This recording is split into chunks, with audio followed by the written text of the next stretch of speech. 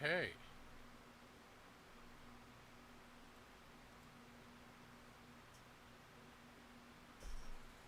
All right. Are we live? Are we live? Are we live? I think we are. I think we are. Okay. Yes, that does seem to be right. Yes. We're coming through.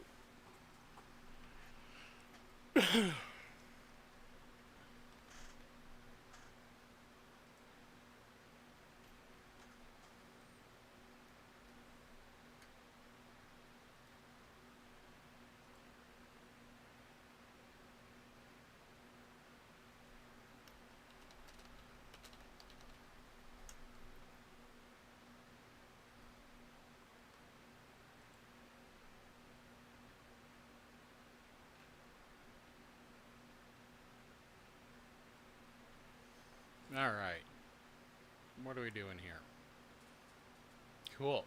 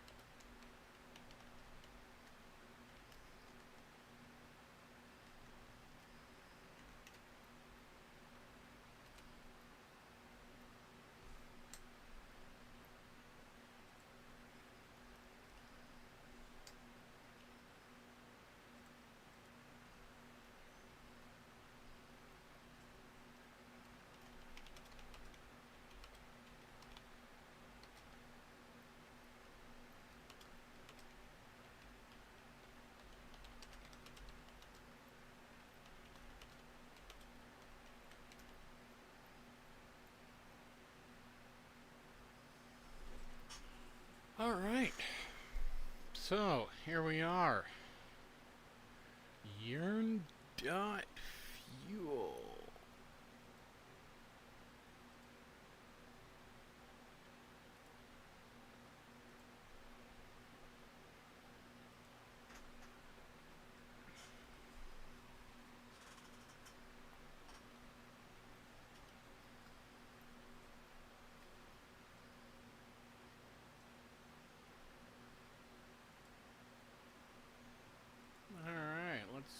got here? Well, alright, YELD.finance. Alright, cute site. And I'm liking this trend that's coming up.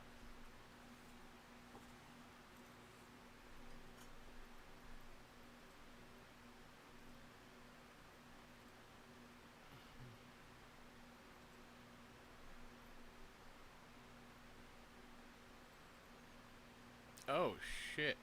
Misnamed.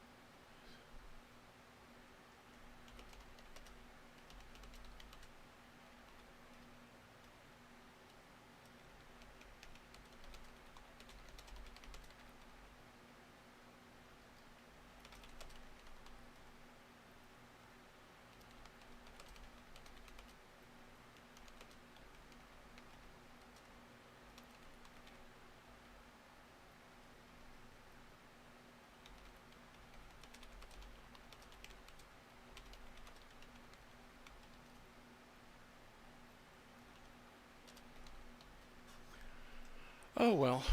I don't know why the thumbnail's showing up wrong, but whatevs. So, hello Mario. Hope you're. Looks like you're coming over from the YELD place. Thank you for joining. Appreciate it. Just starting this out. Got the idea recently from, well, seeing a bunch of different launches all over the place. People asking for code, people wanting to get audits, and, well, there's just not enough time and space to go around. So I figured, why the hell not offer it myself?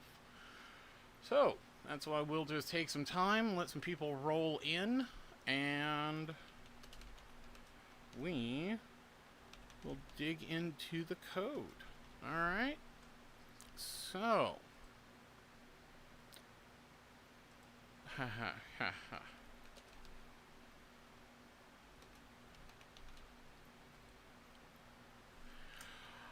Alright, yeah. It's a fly-by-night operation. I understand entirely. But hey, that's DeFi. I mean, for God's sakes, we've got meme coins, we've got shit coins, we've got dog photos all over the goddamn place. You can't take things too seriously in DeFi, seriously. Alright? You know, just can't take it too seriously. So, here we are. We've got YELD. And looking at YELD, zooming in to make that nice and big for everyone to see. We've got, well, like the art, following kind of the launch that we saw earlier yesterday. Alright. Earlier yesterday for the YF beta launch. In this case, So, following similar theme with address, cute little old style interface, kind of like you're, logging into some old DOS computer, trading terminal, something like that. So, in this one, we've got interest in a evolution in yield farming. Cool. Let's see if we got any docs here. Got their Discord. By all means, head over, join them there. We've got developers active. They are talking with the community. And we have our launch going to be coming. Now, always important point, see what the heck their image statement is. What do they claim the token's going to get to do? And then double check the contract actually is going to do what they claim it does. So that's where we'll take a look at what the team says this is supposed to be doing, and then actually dig into the code here and try to figure out what some of this means and how it's operating. Ooh, I see a rebase operation. I do like rebase operations. I like changing the supply of the tokens, and depending on how they're calculating that and what the trigger is, well, might be able to see. So, yield. Let's see what we got going on here. Talking about traditional yield farming. Alright. They're getting rewarded, yada yada. Alright, pretty standard pat response. Professionally written, nicely presented. And in this case, god, the stable coins. I'm telling you, I want them to die. I really do. If there's something that can kill stable coins, I'm so much happier. Alright. What do we got going on in their Discord right now? Alright. Well, looks like folks are still waiting around for the pre-sale. About 7 hours. Nice. So, let's see here. Let's just go ahead and read through this whole thing together, shall we? Might as well make it nice and easy. YELD, as the ultimate profiting machine ever created for yield farmers. Ooh, ultimate. Alright, we don't need anything after this, guys. This is the ultimate. No more. Yearn's dead. Wifey's gone. She's divorced you, taken the kids in the bag. But YELD's our ultimate one. In traditional yield farming applications, the users are rewarded from automatic portfolio rebalancing systems by updating daily each user's assets to buy the highest APY every day. Kind of. Gets a little more complicated, but yes, that is what Yearn is doing. That's its entire premise. That's a very popular profit scheme in DeFi, but not 100%. Alright, but it's a good model. I'm not saying they're wrong. I'm just saying it's probably the most consistent, not the only one, and a good, reliable model. So, no reason not to continue doing it. Now, if you start by depositing as many stable coins as you want to stake on the system, suppose on the first day your DAI holdings are generating 17 APY. 17%. That is way better than any bank is going to get you. And I do want to point out, because people often mistake these points, there's a significant difference from earning 17 APY on a stable coin, where you're getting paid something back by US dollars. I don't like the dollar, I'm just pointing out it's money, as opposed to other staking project or terms where you're getting paid out in the project's coin. Not necessarily bad, but different financials around the situation. You know, you're getting 17% APY on basically cash versus some insane percentage. You know, we've been seeing the 1,000, 2,000% points on those, but they're actually paying you out in their coin, which can be good or bad. The coin can go up, and thus, not only are you getting paid out more in coin, but that value is going up itself. But if it goes down in value, 1,000, 2,000 APY on something that's worth a penny doesn't really matter. So, useful, just keeping in the context there. Now, on Aave. When that APY eventually drops, say on day 5, your portfolio will be rebalanced by moving those DAI using a smart contract to the highest performer of that day, which could be compound or similar, exactly at 12 a.m. CST. Alright, so middle night Central Time. CST? Oh, Jesus. I'm terrible with time zones. Time zones are things that happen to other people. Let's confirm which one that is. What do we got here? I know. I don't know everything. I'm a human being. Central Western Time. Okay. Why do they... Cool. Keep having to have names that overlap with things to make it confusing, but alright, cool. Oh, where did I find this thing? Oh, Contract Addy. Not a problem. Contract address I found here. You can see, backed by the token tracker. Let me, drop that in the chat there. There you go. You can have that. If you want to follow along, haven't gotten to the contract yet. I'm saving that, giving some time for people to roll in. Right now, just reading through their statement of intent, see what they're planning on doing with this thing. And then we'll be getting into the contract and taking a look at some of the analytics around the tokens so far. Don't expect anything exciting yet, because it hasn't done anything yet. But since we got a chance to read this before launch because we know about the token address, then we can actually dig in and see what's happening. Alright, so welcome. You can either chat here in the YouTube chat, you can chat over on their Discord. Link should be in the description if you would like to join. And otherwise, we're just letting some folks roll in before we start digging into things. If you want to share the stream on other places, just be polite. Let's not spam out to too many other Discords, projects, other things. But feel free to recommend. I want to be clear as we're heading into this, I am not part of the team. I am not represented by the team. The most discussion I have had with the team, the only contact has been them saying it's okay for me to post the link to the stream in their Discord. So, never talked to them, never met them before. Found out about this thing a few hours ago when someone asked me about it, and since this was an idea I was thinking of getting off the ground, I figured, why the hell not go ahead and do it now? See how it goes. Hence, little slapdash, little silly, but fuck it. We're gonna have some fun. DeFi is about fun. I mean, for God's sakes, we're collecting sushis and yams, and we've got based money, for God's sakes. Now we just need to launch, like, an SJW coin and let them go to war.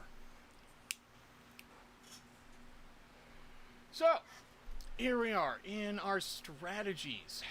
What do we got? We got by here. You start by depositing, oh yeah, we were saying that, at 12 a.m. CST, and confirmed that CEST, whoops, is actually, I believe that's Australia. I wanted to say Central Time, but then I noticed the E. Oh, Central European Time. I'm sorry. I was thinking of CWST. I hate fucking time zones. Alright, so Central European Summertime. That works out to be... What is that UTC-wise? Plus or minus? Oh, God. UTC plus 2. Oh, yikes. Alright. So, this one's going to be happening... This is going to be happening while everyone in the US is asleep. Hey, finally, Europe gets some attention. They get something that's actually going to be occurring on their timeline. Awesome. Something they can enjoy getting done in the middle of their night, the middle of our day. So that'll have an interesting effect on the trading behavior here. Because right now we see a lot of activity, obviously, out of the US, a lot of activity out of India, some out of China, clearly, Taiwan, different, I want to know, clear, and obviously some out of Hong Kong. So the fact this thing is doing its magic in the middle of the night in Europe is going to mean that it is doing its thing fairly late in the day in the US, and actually I'd have to double check the time zones, but right before India really gets up and moving. So unless they're overnight traders, this is going to have an interesting effect as it does its thing. But let's continue. Alright, so Initially, we will support DYDX, Aave, Uniswap, Compound, and Curve. Alright, pretty typical ones. That's the standard repertoire, solid, proven platforms to be integrating with. Contract is self-controlling, meaning it automatically detects the APY changes and updates users' portfolios.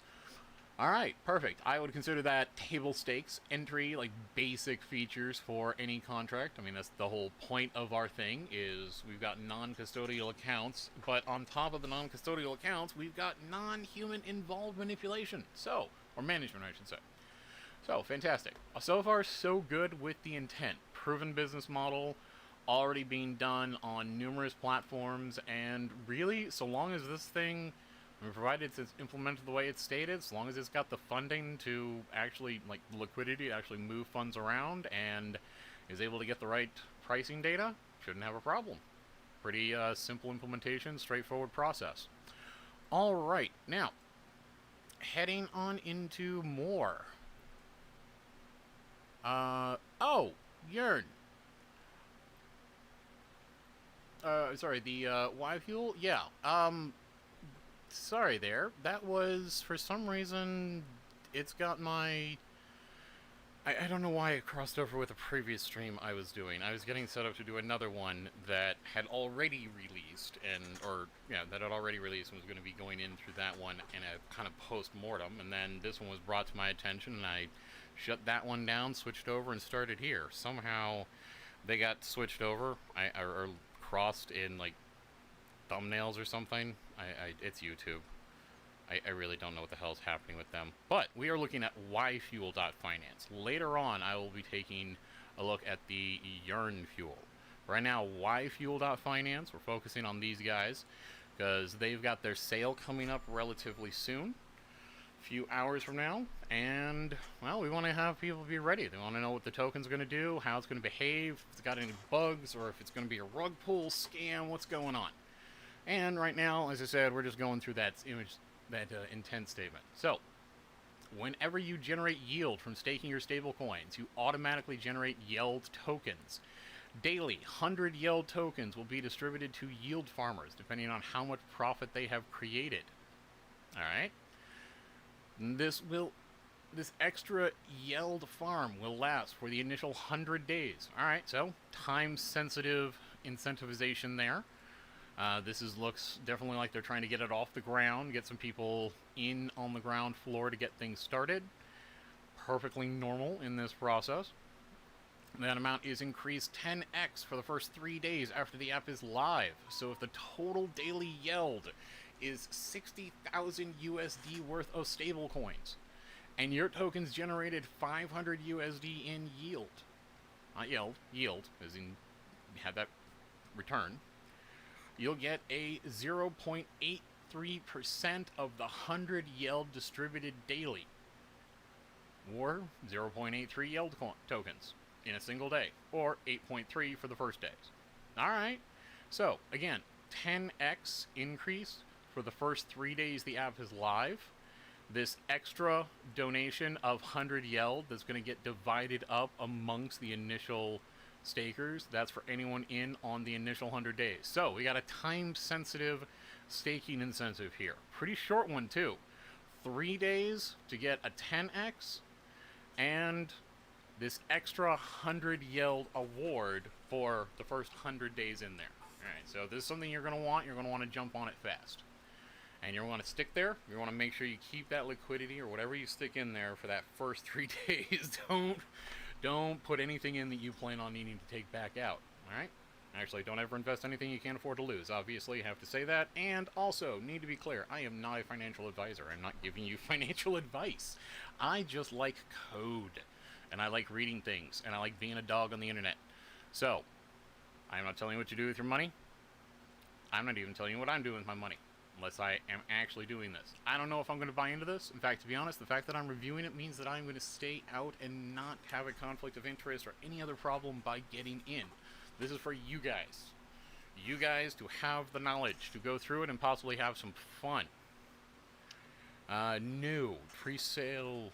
Oh, yes, for that one, the pre-sale I had started as much as I was told.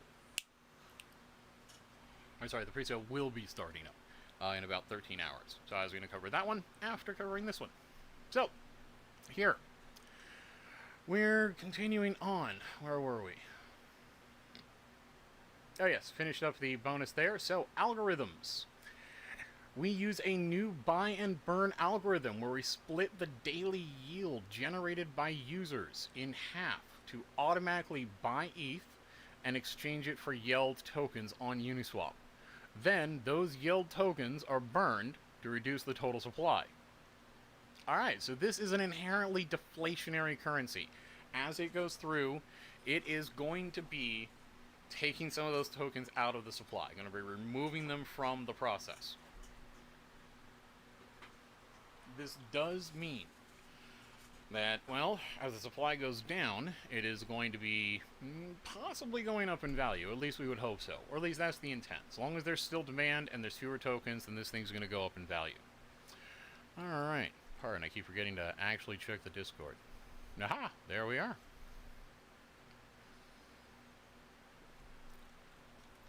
Oh.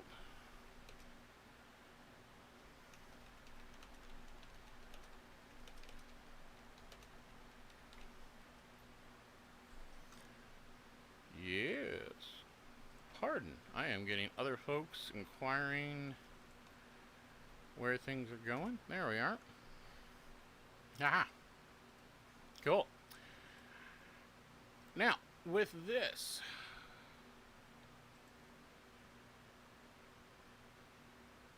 yes, for other questions, in case anyone's listening, yep, there we are. Alright, so, pardon. A lot of chat. A lot of chatter. I kind of wish I could hear folks, but, always means I gotta pull away and look at other things. So, cool. Now, let's see here. Algorithms, as we saying, it is a new buy and burn, yes. So, again, it's going to be reducing the supply as it's going through its process. So, when it's having to do that split on the yield in YELD, it is actually going to be taking some of those tokens, buying ETH with it for that, and then those tokens are removed from the supply. So, essentially, it is going to acquire Ethereum, and then whatever tokens it needed to acquire that Ethereum is then going out of the supply. So essentially, the premise here is that when these operations are running, YELD is going to kind of lock in and attempt to lock in that value in Ethereum by going and purchasing it, which is effectively because they're taking the market action to purchase the Ethereum with that YELD. It is going to, well, kind of lock in that price from there. By all means, team, correct me if I'm wrong, and if you guys would like to join, we'd happy to have you in there. Anyone else listening that is in the team's Discord, by all means, feel free to ask them if they would like to join. I can set up a Zoom. We can talk about things as it goes through. They can also correct me if I am misunderstanding anything. But, here, as I said, it's that process where it's going to try to lock in that value, and it's going to lock in that value by purchasing back the ETH, thereby taking that market action to help influence that value through the volume, and then by immediately removing those tokens from the supply, it's effectively redistributing that market value, that buying power, across the rest of the tokens. Because as you can see, it's effectively taken and said, alright, I'm going to buy some ETH with whatever yield I have, at whatever the exchange rate is. And having done that, cool, I've effectively locked in that value because I've traded the YELD for the Ethereum. YELD is now in the system.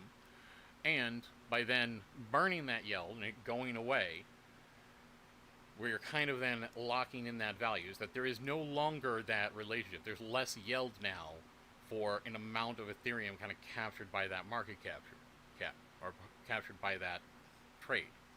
And so by removing that, you've effectively, by increasing that value, you're spreading it out across the entire supply. Again, somewhat simplistic. Can definitely get into more detail in the economics there, but that's kind of the rough premise of why they're going through those steps. Now, in this case, while normal supply reducing systems burn tokens to reduce the supply, now in this case, and wait for the market to self-adjust after several token exchanges, our buy and burn system directly updates the price right away, since the purchase tokens modify the price balance ratio in Uniswap. See, this is what I was talking about, where it's kind of locking in that price. So it results in a price increase instantly, locks it in by making that trade, and then, in this case, the result is an extremely efficient yield economy that rebalances and updates price minute by minute without requiring user intervention. The most advanced type of yield farming to benefit users above all. A 1% of the total yield is taken and distributed to retirement yield farmers explained below. Alright, so we got an extra step here that we don't see in most other tokens. So let's jump right in here. Retirement yield. Our highest goal is to reward token holders even after they are done staking and they've extracted their tokens from the dApp. Alright, so kind of like a pension fund, a retirement fund. You came in, you provided your liquidity, you made your profit, and now you'd like to be able to take out. Okay, well, why not just sell them then? Well, if you sell them, that's going to affect the price. But if you don't sell them, that's unrealized profit. So how do you handle that? Well, you could, I'm guessing on reading through, like glancing at the system here, how this is going to work, you could have a process to incentivize people for holding and not providing that liquidity. Now, it shouldn't be as high as providing the liquidity, otherwise you're going to stagnate the market, but meh, what are you going to do? Alright, so, in this case, they're saying our largest goal is to reward token holders even after they are done staking and they've extracted their tokens from the dApp. The way we do it is simple. If user A has staked any stablecoins in the dApp for at least 1 day, he'll benefit from a lifetime of rewards paid in ETH. Aha! I was gonna ask, where's that ETH that's getting bought going? Well, user A will become a retirement yield farmer. Much of the user gets depends entirely on his daily holdings. The larger percentage of the total supply you hold, the more you earn every day based on the daily yield profits from the collective farmers. We call this system the retirement yield. Compared to traditional yield farming systems, we don't need to lock your tokens permanently in the system to keep earning. You get rewarded for being a holder every day regardless of whether you're staking or not.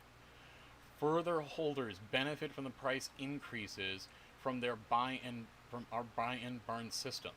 Okay, this is the most interesting part here, because I was going to say previously when we were reading up to this was starting to sound just like a copy of YFBETA. Nice launch. I was handling that one, didn't stream it, but I was in their Discord during the launch and doing this kind of thing ad hoc of reviewing the contract for people and talking about it.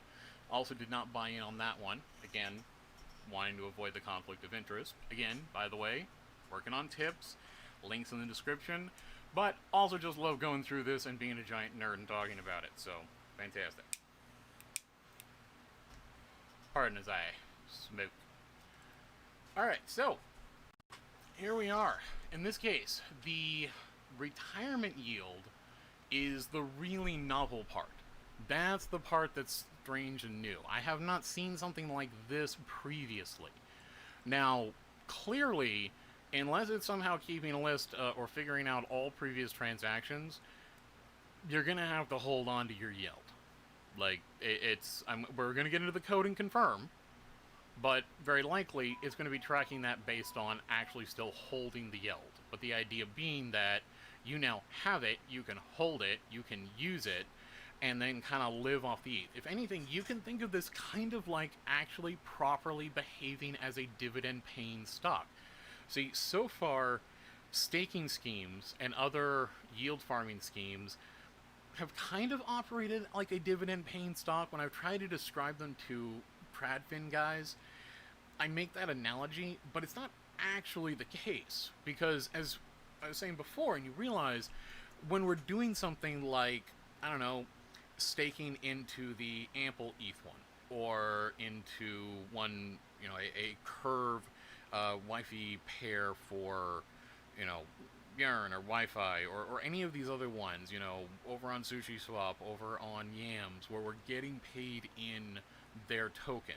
That's fine and reasonable and everything, but again, we have to be clear, it's not technically a dividend. It doesn't count as a dividend because you're not getting paid cash in response. It's very important thing to kind of keep in mind when trading around all these various tokens. They may all look and act kind of the same in that they act like money and you can trade them back and forth. But you gotta remember, what do they actually represent and what are they behaving like? Are they intended to be a real currency? Are they behaving like money and you are intended to store value in them and trade them? Are they behaving more like a stock, where the value in them is kind of coming from the company backing it? Well, previously, we were treating currencies kind of as if they were stock, because the currency itself wasn't like the stock, the tokens like sushi or yams. They themselves were not directly paying dividend. The value came from them going up in value. And the value in that was because they have schemes. I don't know another term for calling this type, unless use the technical name I'm familiar with, but I don't mean that to sound bad, but they have, profit revenue plans or schemes that are intending to take the liquidity that you're providing and then go do work with it. So that's the point. They're saying, great, we need actual money to do the work. So you buy our token. We will have a profit scheme by which we will take the money that you provide with that and do things with it that will generate profit, like compound and other points. And then we will pay you out in more of our token. And yeah, the token has value. You can trade for it. And as long as these staking schemes continue, as long as you have various options to be able to deposit that token, then that token can be considered as going up in value. Like, there's a reason to buy it. As long as Curve is operating, there's a reason to buy Curve. As long as Wi-Fi or Yearn are operating, there's a reason to buy into their pools. And the tokens that you're getting out of that, like sushi, there's a reason to buy into sushi as long as they have staking options. I buy sushi, I can trade sushi. Sushi represents some claim or some investment in value in the sushi platform itself. Kind of the similar thing here. You're buying the token, you're providing them initial funding and liquidity. They can then do the work necessary to make that operate. Now, the best ones are tying that initial release of tokens to the ongoing profit scheme. They're offering something as, well, when you get our token, then you can later turn around and either claim a portion of profits. That's how we're going to track your investment in the system and then be able to offer rewards. Or you can buy and sell those as something that'll have value as long as the staking scheme is going and be able to make use of them. But that's kind of the thing, is that if you earn them under the premise that you provided them liquidity, and then you can't redeem those tokens in some way to get that liquidity back. Like I am deposited into sushi. Great. They give me a token that represents my deposit into sushi. That has some value, because behind that is the liquidity pool. I stake into Ample. I stake into, heck, even Uniswap. Any of these pools where you're staking into, the token you're getting back, that actually represents some value. I go to Uniswap, I redeem it, I get like actual currency back that has gone up in value. Something like sushi, you invest in, you get the sushi token, great, but the sushi token that I'm getting rewarded isn't necessarily what lets me withdraw from the fund. It can be, and often it will, but just highlighting there, you got to be very careful when you're buying in tokens on exactly what that profit scheme is going to be and what the intent of the token is after that. Whether or not it's going to have any utility or anything beyond that. A lot are satisfying it by saying, well, we're going to track your investment and share the profits based on having these tokens. You can redeem them. That is kind of what's happening with things like Synthetics, or the other ones that mint those tokens for you. You can have a process where essentially this is just a continual churn. It's going to be operating kind of like a existing market exchange, where the profit is coming in by continually listing new things on the market. And so the idea would be that, yes, the token itself is going to be kind of perpetually churning through. They'll probably have buyback options to realize that value, and then they would come back with other staking schemes with new tokens that they want to promote or new projects they want to integrate with to then continue working from there. And so there can be a sustainable economy there, but again, unless the token, the coin that is coming out for that team and that project is able to somehow redeem those funds in some way, if it's not just minted and given to you as a representation of your investment, then you have to understand that it doesn't have a direct relationship with the funds. There's not anything really backing it. Like if there's, once you have it, what do you do with it? You know, unless someone wants to buy it, but if they can't do anything with it because there's nothing backing it, then it might end up being worthless. This one is very interesting because what it's doing in this retirement yield that is different than anything else that I've seen. This is still a new area and there's a lot of stuff out there, so I don't claim to be exhaustive here. By all means, happy to let me know if you guys have any further input. But here, this one is saying that it's going to pay you out if you've bought in and staked. So that's an important point. You can't just buy the coin. You also have to buy the coin, and you also have to have staked at some point. But even after you've staked, you can continue getting profit. Because we saw earlier that part of their profit scheme for locking in that value and driving up the value of the coin is that buying back that ETH in exchange and exchanging it for YELD.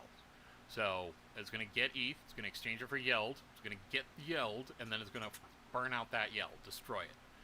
And so then we have this case of, okay, well, it bought ETH for YELD and then destroyed the YELD. Well, in buying the ETH for the YELD, that ETH has to go somewhere. Or I should say, when it exchanged it for the YELD, if you consider this, it's kind of doing this on both sides. It's paying us and paying other people. So what is it doing in that actual exchange? Well, it's doing it here on Uniswap, but at a certain point, we've got ETH in the liquidity pool, and we've taken YELD tokens out. Cool, that's useful. That is helping supply that to the liquidity pool. And depending on where it's getting ETH from, could continue. But here in the technicals, because there's going to be 60,000 of these things, and starting off, 20,000 are going to be reserved for daily rewards, so we should expect to see that when we look at the contract. We should expect to see somewhere in there an amount totaling up 20,000 transferring to something, some wallet that should be locked for that. This is a nice case where things like Unicrypt help out in that regard, at least locking them in pools like Uniswap. Another 30,000 tokens will be sold on the token sale. The price will be 1 ETH to 43 YELD. Wow. Alright, that's a reasonable exchange rate. Looks like they were going for roughly $10 a YELD in that case. I know that's, the price isn't at, $4.30 anymore, but, you can see what you're going for here by setting that. After that sale, any unsold tokens will be burned. Alright, so that means there's going to have to be a time delay, or a time limit on that selling of that initial 30 tokens. And you can always go to their Discord here. The remaining YELD will be available on Uniswap, governance development, auditing, and other use cases. So, in this case, I'm going to lay out there right now, if the team likes my work here, they like what I have to say, well, we could talk about possibly getting an award out of that, but let's do that after this work, after I've said what I want to say, because I want to make sure I don't have a conflict of interest. I do not want to have any influence in this. If we get to the code and I find an infinite miner in there, I want to be able to call these guys out and swear up, down, left, and right. Now, Code-based. Our contracts will be modified from the Yearn finance contracts to implement our innovative burn and buy system, retirement yield algorithm, and token redistribution systems. Available once audited to increase your safety. Alright, so they're not out just yet. Looks like they're getting them audited. Fantastic. Always good to get a pre-audit from a trusted group. By all means, as I said, I'm just doing a kind of ad hoc audit. Audit. Why am I doing a audit? An ad hoc audit. Just because I like reading this stuff. I am interested in the space. I think it can be useful for the community to have this out there. And people can, well, possibly learn a bit about how to code. Because I would definitely like to see more people coding. I'd like to see more stuff out there, and I would like to see it written properly. So, we've got our YELD contract here. And we've got a whole 5 people watching. Ooh, decent for the launch of a channel. It's been around for a while, but I haven't really done anything with it. Alright, so we can take a look at the contract here. But before we do that, I think I'd like to take a look at the transactions and definition for the contract. So, in this case, I am looking at blocksy.info. Blocksy.info. I'm going to drop that link in our chat, and I will drop that in... Oh, whoops. Why are you being so annoying to me? Alright, here. I will drop that link in our chat, and I will drop that in their Discord chat. And I'll do that over in engineering. There we are. So in their engineering channel, I've dropped the blocksy.info link for this particular contract. I like this site. Found it a little while ago. It is really handy. Absolutely beautiful. Way, way better than Etherscan in my opinion. It's got a lot more analysis. It can get you a lot more information about what's going on in the contract and the transaction itself. Etherscan is still good, especially with their contract decompilation process. That's lovely. I love being able to just pull it up and read it right there. Beautiful. But I like this one for all the nice graphs, the metrics. It can really help you identify some things that might stand out. So, right off the bat, we've got our 60,000 YELD right there.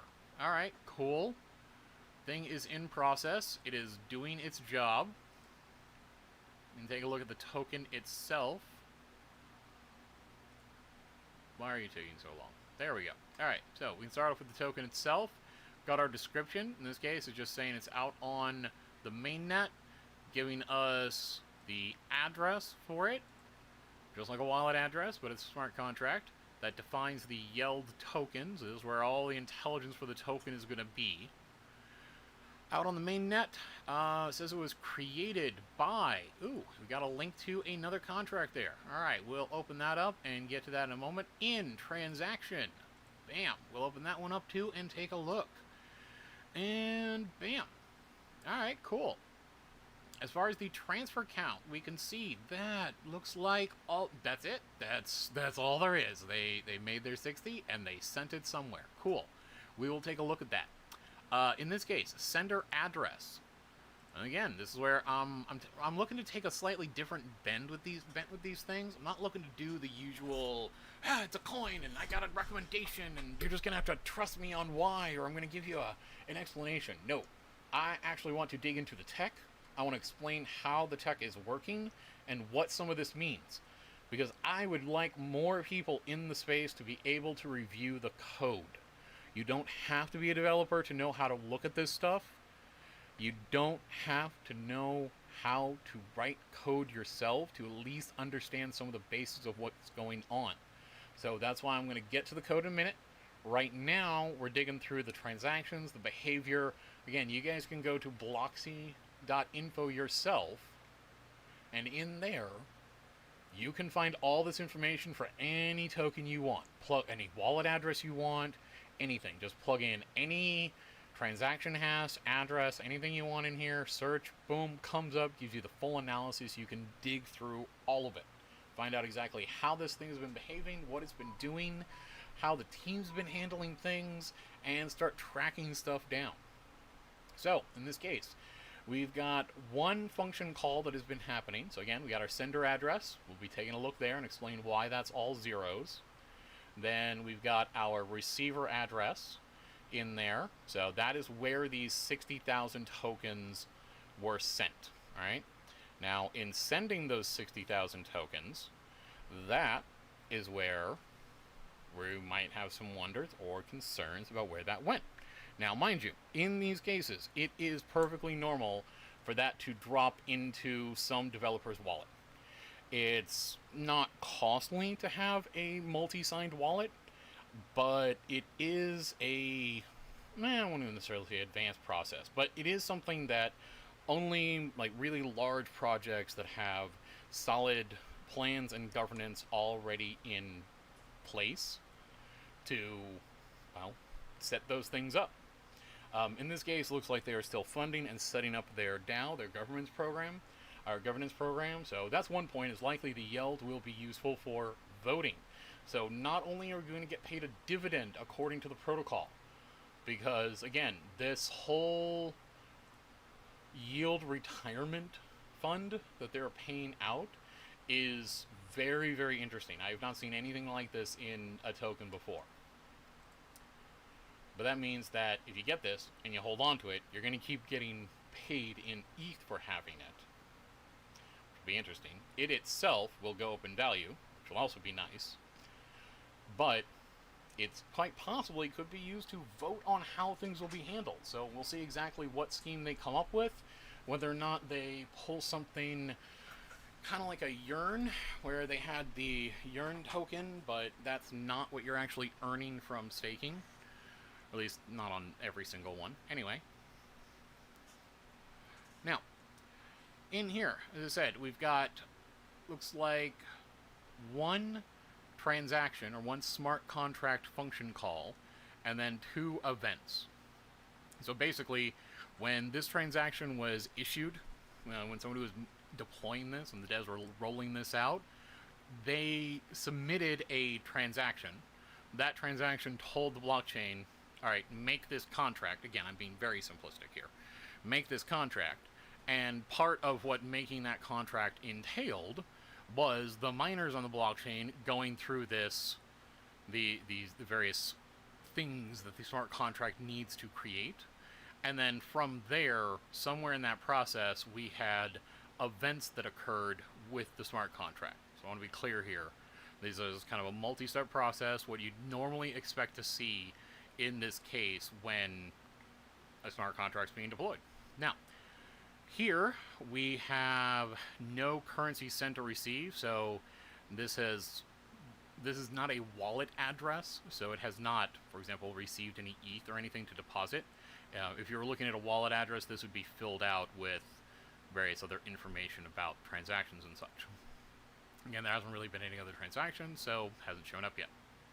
Now, in this case, or I should say, it hasn't been a member of a transaction actually doing or receiving something. It is the thing defining the contract and defining the token. All right, so here we got our relation to other addresses. I'm thinking, yep, that's looking very similar to that one there. Since this is a long hash, the fact that the beginning sequence matches up here means I probably don't need to check the rest. And we got our one call. All right, cool. Let's look over at the holders. Who has these tokens? I had that up earlier, initially. So let's go ahead and bring that back up. Oh, geez, I got way too many tabs open. I apologize for having so many tabs open and slowing things down. Jeez. Sorry, lots of research. DeFi takes up a lot of processing time. So, and there's always the horrible lag on the stream from showing such things. Alright, so, holders of this token. We would not expect to find much here because it has just been launched. There should only be one recipient. Might be a few, though. I want to highlight that, is that if you see that in the creation of a smart contract and the distribution of those initial tokens, that it goes out to more than one destination, more than one wallet to receive it, that is also fine. So, in this case, for the holders, looks like there is one holder, and it is, yep, looks like that address that it was initially sent to. So very likely this is going to turn out to be a wallet that the devs either controlled at some point, control now, and, well, there's a variety of ways that they could manage and maintain that, to be clear. So as an example, you might have heard of things like a token being launched and being protected by a multi-signed contract, or multi-signed wallet. Well, that's where they have a wallet, much like you have with MetaMask or Ledger or something, and it actually requires multiple people to log in and authorize the wallet to do things. And they would do stuff like transfer the tokens over there, or they would transfer various developer keys or access to that wallet, thus locking it behind that multi-signature, so that way you'd have to have collusion from all parties that have the signature to be able to gain access. And you can tie that into a governance platform. So it is possible to hand that ownership over to a governance system where users will be able to vote. You've seen that elsewhere. That's what Yearn has. Compound has had it. Numerous teams have had voting mechanisms. You probably noticed, though, that some of them are just using like a customer support feature request voting mechanism. Others are actually using proper governance in the sense that they are accepting some token and using that token to actually manage your vote on what the platform is doing. So, in this case, yeah.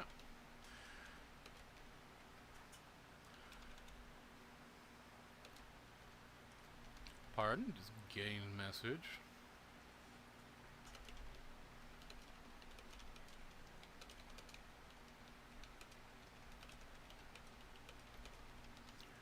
Okay, where was I? Right, so here we are. Now, in this case, yeah,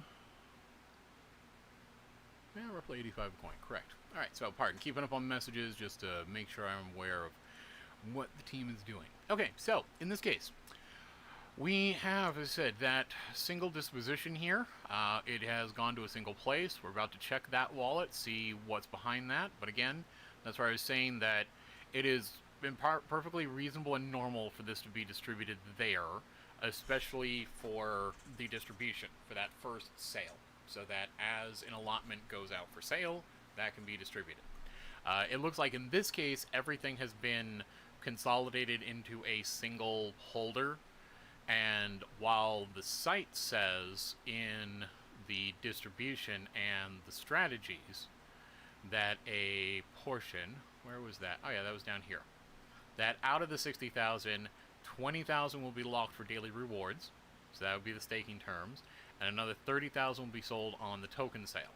So that, if you'll notice, that does leave us a gap of 10,000 tokens that hasn't been accounted for entirely, other than, to be clear, the remaining YELD will be available for Uniswap governance, development, auditing, and other cases. So to be clear, they've accounted for the 10,000 tokens, just didn't call it out in the math directly.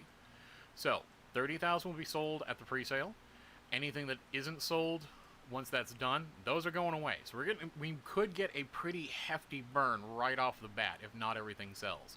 But hopefully a whole thing sells. Good luck to you guys. If I find a bug in the code, I will rescind all of that.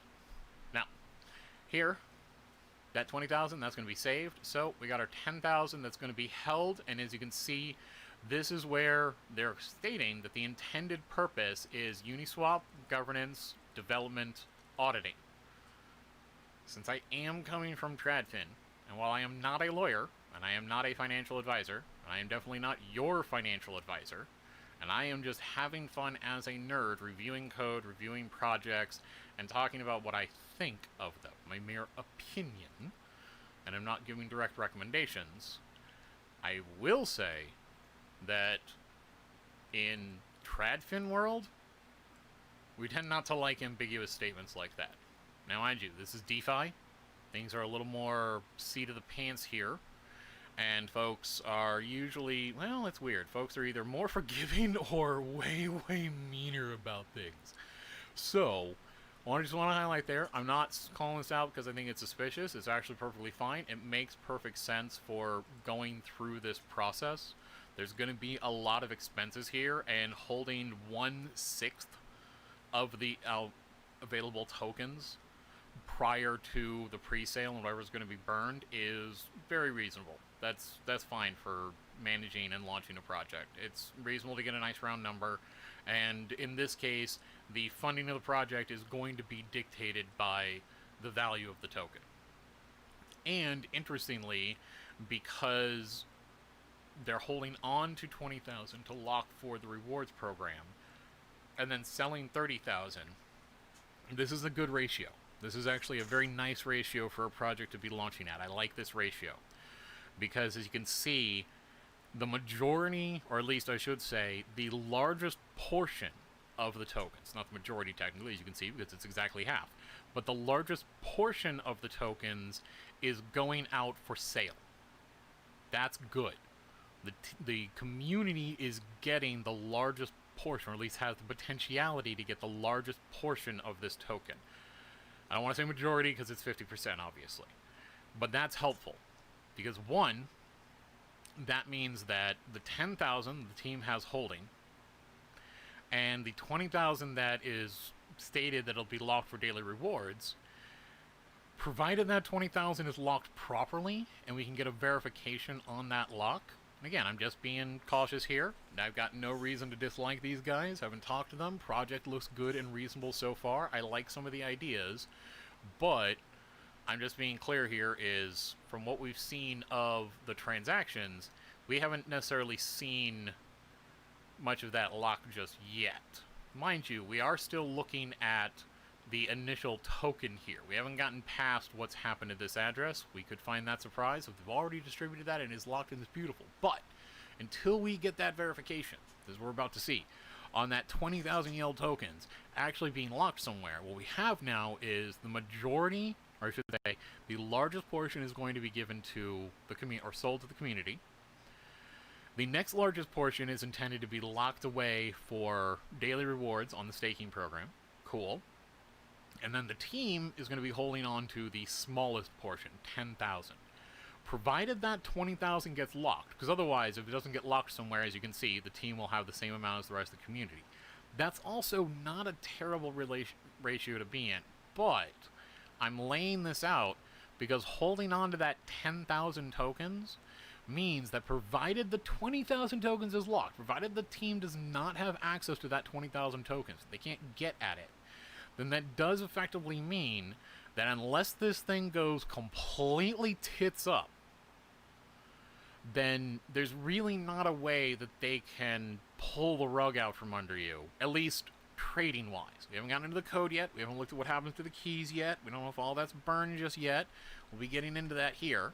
I know, kind of bearing the lead here in the hopes that people will join, and we can get the largest number looking at the actual code and kind of results here. But my point here being is, provided that 20's locked, provided this thing does not go completely tits up and those tokens are completely worthless, and even if they are, the 10,000 the team have would be worthless too, this does mean that they can't execute a pricing or supply attack against the community.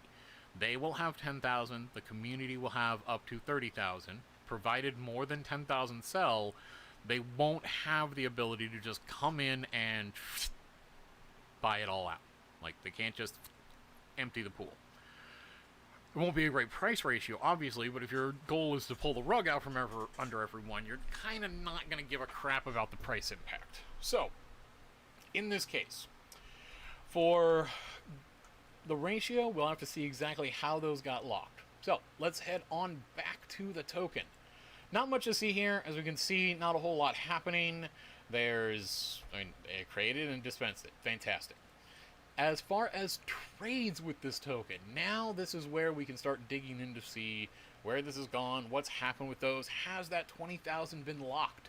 So, this thing loads. Loading. Where is that 20,000? Where's the 20,000? Where's the 30,000? Okay, we don't have trades coming through. That's fine. It's because, notice, on DEX exchanges, it's not on a DEX exchange. We're going to see that 20,000 when we start tracking it through here. See? Because that's where, when we were looking earlier, it showed us that some of those 60,000 were transferred over here. Okay? So, in this case, no transactions, makes sense, there's nothing that it's on. Token graph. In this case, this token graph shows us information about where the tokens have been flowing. So, as an example, let me go ahead and open up another one here. And you know what? Let's go ahead and search for YFI, just to show that comparison. Alright, I'm not shilling YFI, I'm just picking them because they are the biggest right now. So in this case, I just want to highlight, when we look at the token graph, for big guys like this, we can see that it is this big, giant mess, and it has gone all over the place. And we can see that there's, wow, just huge blocks of addresses all over the place. So, this is one. I love this tool. This is a nice tool. This is oh, Bloxy, I love you. I love you so much. Wow. Alright, this is possibly the most amazing analysis tool we're going to have, especially for a giant systems nerd like me. Oh god, this is like looking at bank software. This is I don't mean like the terminals, I mean the administration tools we use to process credit card transactions. Normally, these would be computer nodes running things, pardon me. Alright, so, I just wanted to show this one. That's YERN, or YFI. As you can see, it's all over the place. So, going back to ours, YELD, this is a baby. It's literally just come out of the womb. And that's what that system is. That is the blockchain itself. And that's why we've got this relationship here of 60,000 YELD going to this one address. Because that is literally what happened here, is this address is the one that issued the transaction to deploy the smart contract. And the result of the smart contract was to get the 60 tokens back. That's why when you look at the transaction, to be clear, and you see what's happening, you saw that it was coming from all zeros, like what the hell's going on here? That's because those all zeros, that's the blockchain. Not any one node, not any one system. This is just is the blockchain. Its intention is to represent and reflect the protocol itself, the thing that it does. Simple enough. So, here, when we're digging into what the token is doing and looking at that token graph, like I said, this is just a model of the various trades that have gone on. So, what has this token done? So far, the deployer contract, the owner, sent the command to the system to say, I want to install this smart contract. It took it, wrote that into a block. That is now an entry, an address on the blockchain. And the money is now intrinsically smarter because the capability has now been built into the protocol by embedding it in the chain. And now, it gets that 60,000 back. Fantastic. Alright, let's go through, look at statistics. I'm not sure we're going to really get much here. As you know, as you're seeing, these things are kind of boring because nothing's really been going on with the thing because it's kind of new. But I like this. I think it's useful to show this because in this case, you can kind of see what happens, what it looks like when a token has had no activity. Like if you truly are being offered a virgin project, something that has not gone live yet, you can see the sort of information you should be looking at. Versus something like YERN, where when you go pull up their statistics, there's just tons of info. There's lots of activity, there's all kinds of stuff happening. And look, it kind of happened in the middle of July. Yeah, I think July 2020, it's probably going to go down in history as like the start of the entire economic revolution. So, looking back at our baby YELD, we've got our smart contract statistics. Now this is interesting, because this shows us some of what the contract has been doing itself. Now, as you can see in these cases, that's where we can see that the contract had 2 calls on it. Now, when we say a call here, as we're about to get into the code, that means that there is some method, some function built into it that, and part of the protocol too, because everything kind of has an amount, that is asking it for the count and asking it for the count distribution. Now, again, that's kind of just something that is part of Ethereum. Pretty much everything needs those. And so there's in there. That's how it was created. Simple enough. Now, as far as the top contract callers, if more people are interacting with the contract, so again, I'm going to compare to YFI here as the largest player. If I pull up that same stat list for them, the smart contract statistics, you're going to see down there that there's a lot of people that have called, quote unquote, the contract. Calling the contract just means that they've integrated with it. They've called it. They've done something with the contract. They've made a call. They have interact. Oh God, why is my tongue out? There we are. Jeez. Always problems with that. So, now, as I said, we've got a lot of people calling the contract. So that's why we're going to see a lot of contract callers. We're going to see a lot of operations in place, but YELD is new. YELD hasn't done anything yet other than come into existence, and so it's just got this one.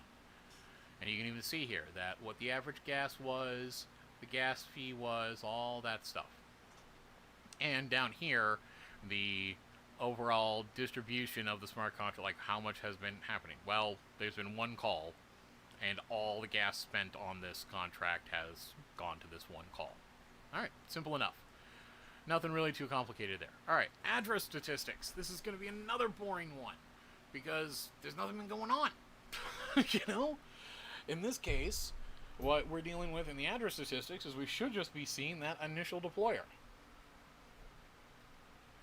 So, going through the initial deployer. And while that's loading, and I continue closing more tabs because I'm one of those horrible, horrible dogs that never closes any tabs. Dex listing on buy box. Oh, yes, thank you. Alright. Where was I? Oh, hey, look, they are running a invite. The top 20 with the most invites will receive the participation link 2 hours early in private. Neat. Cool. Remember that, guys? So, in here for YELD, they just announced in their Discord, about 15 minutes ago, that the top 20 with the most invites to their Discord will receive the participation link 2 hours early. So you have a 2-hour window in which to buy that token.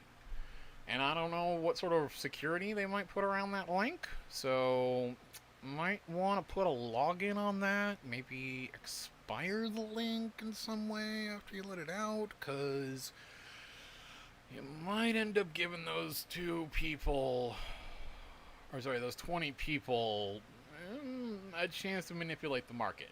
I'm just bringing the heads up here, not telling you guys what to do, not saying it's dangerous. I'm just pointing out here because I come from Tradfin. I'm used to the security point and the security points, and I'm just pointing out in this case is that if a malicious actor got their hands on the pre-sale link 2 hours before everyone else, especially if they can reuse that link and share it with other movers in the market, technically they could try to drain the entire reserve before anyone else gets it.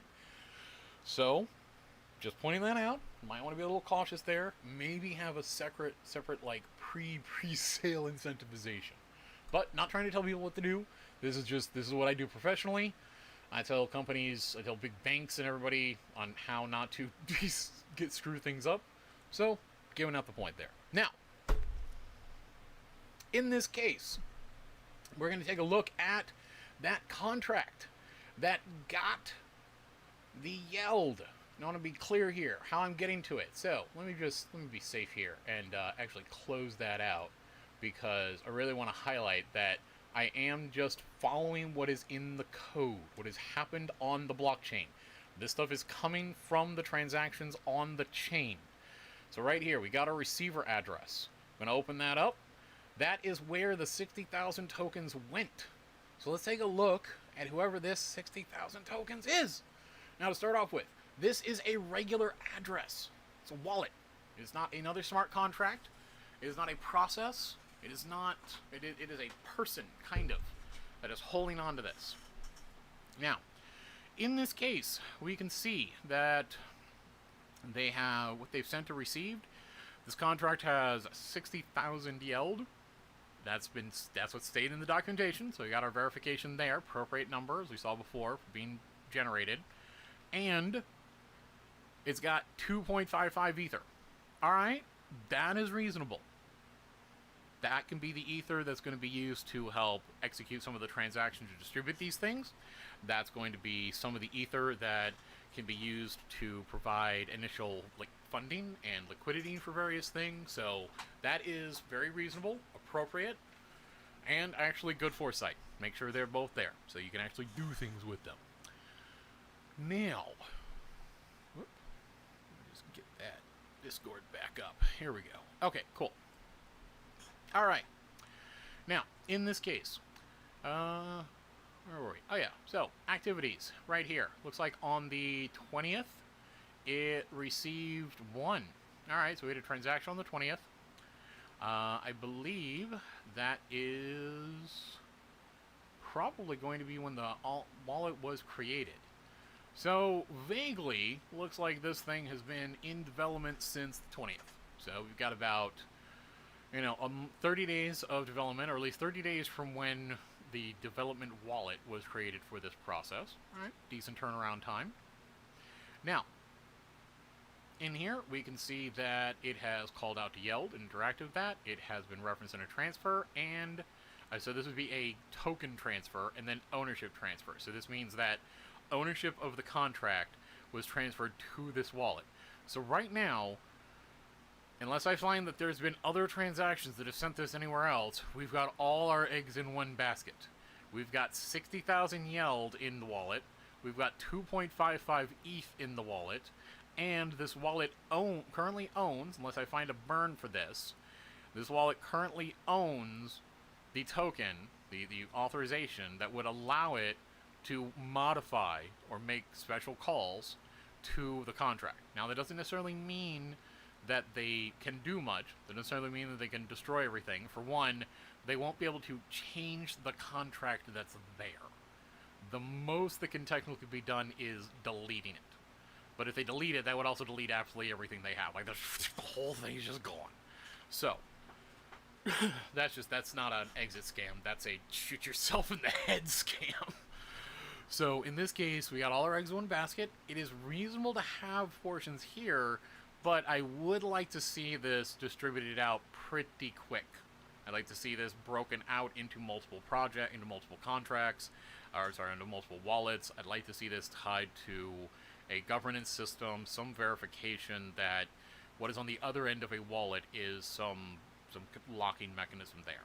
I won't hold it against them for that, partly because the sector is still very young. We're nascent. We don't have a lot going on right now as far as our infrastructure. We're still defining our community and industry standard. Like, we don't have any regulation for one. So, it's the Wild West. We can do whatever the hell we want. And in doing that, that means that as DeFi degens, as people in this, we're going to have to work out for ourselves what the reasonable community standards are. And that's kind of why I'm doing this whole channel here, why I'm even talking about this stuff. Because I'm not entirely sure. It is so new. I've got my ideas on how I think things should be handled. Other people have ideas on how they think things should be handled, but we can't be 100% sure. We're going to have to see how they play out. Something that sounds like an absolutely fantastic idea, beautiful, democracy, community governance, will really give the power to the people sort of jargon, might actually turn out to be wholly unfeasible. So we're going to have to experiment with ideas, we're going to have to try things out, we're going to have to think them through. And so that's where I want to highlight here that while all our eggs in one basket right now, as far as I can tell, we're going to have to look through additional transactions and see what's going on. But right now, all of the eggs are in one basket. We do kind of have that intrinsic problem that if this somehow gets attacked, then, well, everything's gone. But right now, nobody's bought in. So if something happens to this, it's all on the dev. If something does, condolences to you guys. But don't worry just yet.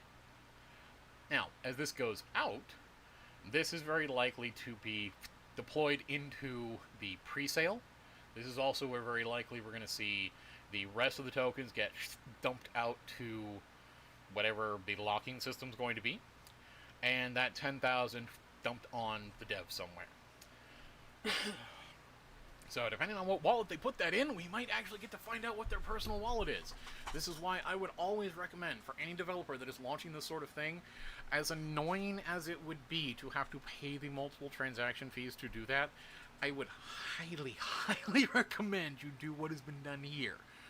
One, have a wallet specifically for generating and managing the project and the contract. When you do get that payout, whatever that is, don't take that directly to your personal wallet. Take that through something else and then run that through to your personal wallet in some way. Ultimately, you can find the track somewhere and you'll be able to trace it down, but I would just want to add that little layer of anonymity on top of where your personal finances actually are. Or go completely transparent. I kind of like the idea of transparency too. I'm just pointing out there, might not want to have this stuff in your actual savings wallet or your trading wallet, because that would make it an even hotter target for anyone that wants to attack and hack you. And if something goes horribly, horribly awry, you want to make sure you don't have some weird error that's going to do odd things to your work. It is technically possible to get your wallet address blacklisted from miners so that they just won't take submissions from you. It's not a universal thing necessarily. The miners pick to do it themselves as they get that. But yes, if something does go out of control and something does go horribly wrong, you would want to have that segregated to another wallet. So, anyway, in this case, we then can see as things have progressed. They got it created, they've got their tokens, they've got their ownership. So, let's go and look at some of the other tabs here as far as the portfolio analysis. See how that breaks down.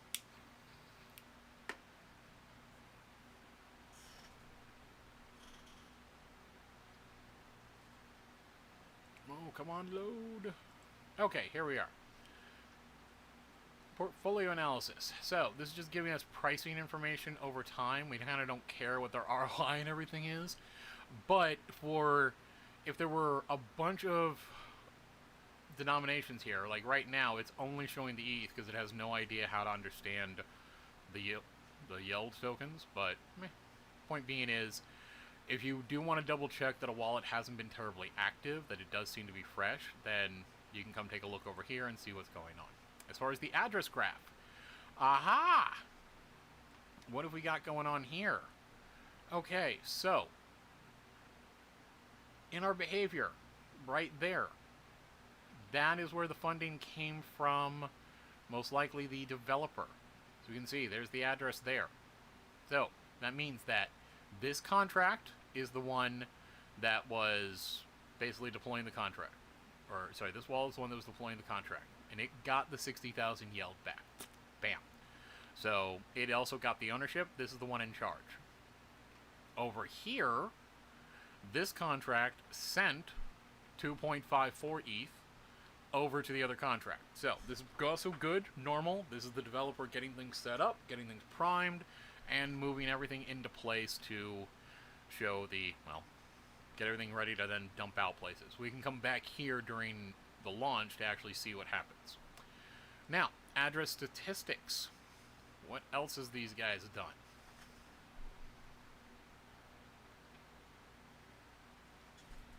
I know you guys probably want me to get to the code, but let's do our basic work here first. Let's go ahead and check the basic points on this.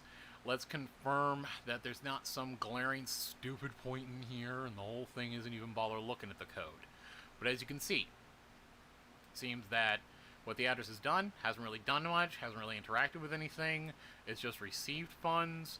We've got one call there, that's the contract creation. That it's done. And so this is it calling for the YELD there. As you can see, the address point. not exactly the...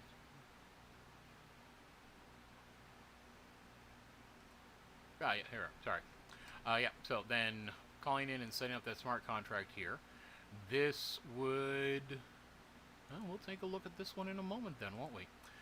All right, so that is it. That is it getting the funds back. In here, this is where in the call diagram we can see that relationship laid out. So again, for this one, this is the 7D7BF. This is the one that is working on that creation. Again, in the address details, that's the one that got the 60,000 YELD from the creation. And so in the address statistics, when we're looking at that interaction, we're seeing that other address, that one that... I'll have to double check it in just a second here, but the one that looks like it's sent in the Ethereum. But we'll take a look there in a moment. And we can see that there was the transfer, that's transfer of funds, and the ownership transfer, how it got that ownership.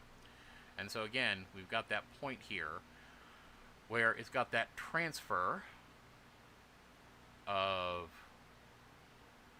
the token contract and the ownership.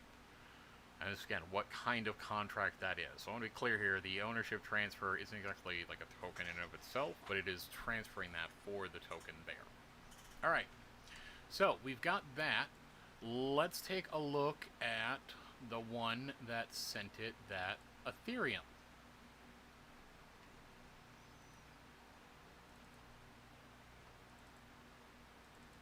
What did I click on there? Oh, wow.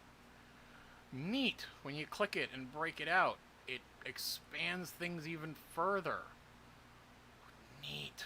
Alright, so by double clicking this wallet address that sent in the 2.545 ETH, we can see that that ETH actually came from Binance over here, saying that this is a Binance 3 exchange wallet.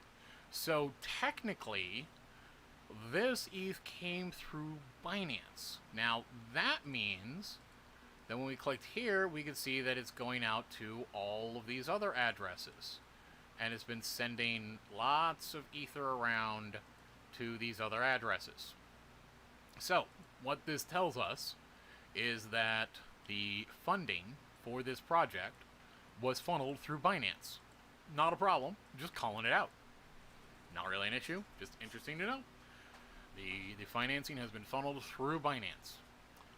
Cool, makes a reasonable point here, would help add some anonymity as to what's been going on. Would point out, though, that technically, whatever is behind this address, we might be able to go to Binance and find out who that is, what they've been doing, what sort of trades they have. So, this does give us some assurity here.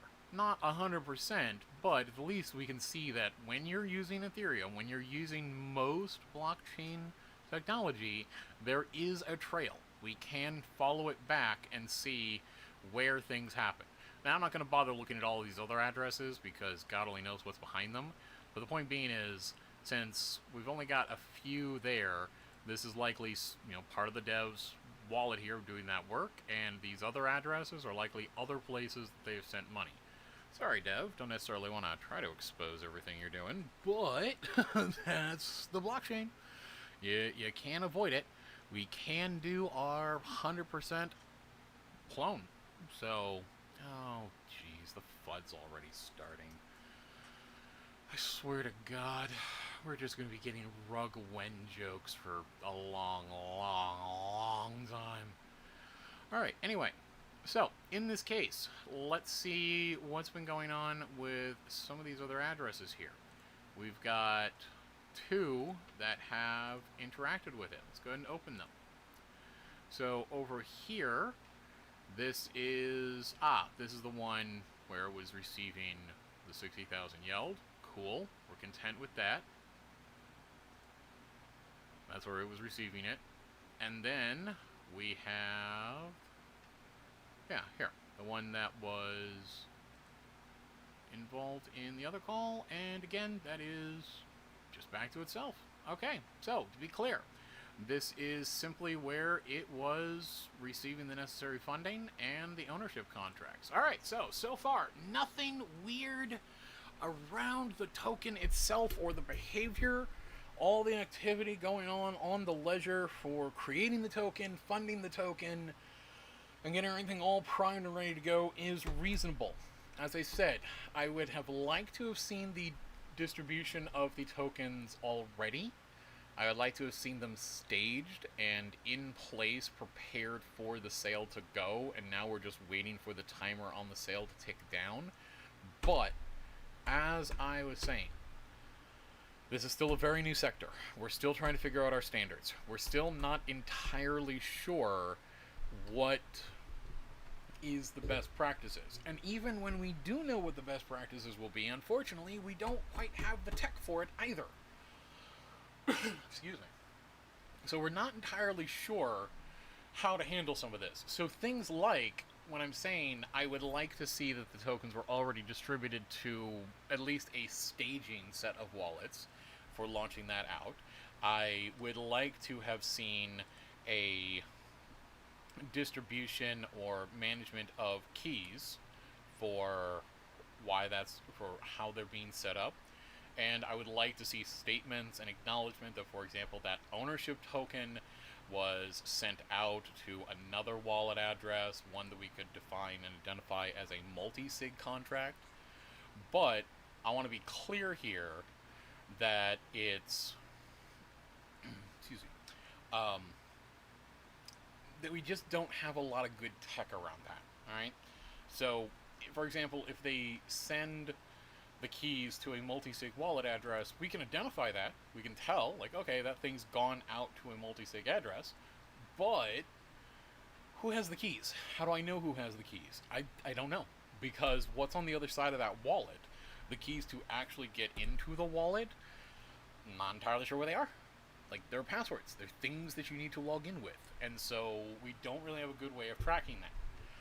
We can try to control it. We can have wallets and various functions, like over on Oregon. There is an escrowing system. That's where you have a framework of smart contracts where quite literally you can do things like deposit tokens, deposit ownership into an escrow wallet that is controlled by votes on Oregon. That is actually what a lot of the governance programs do.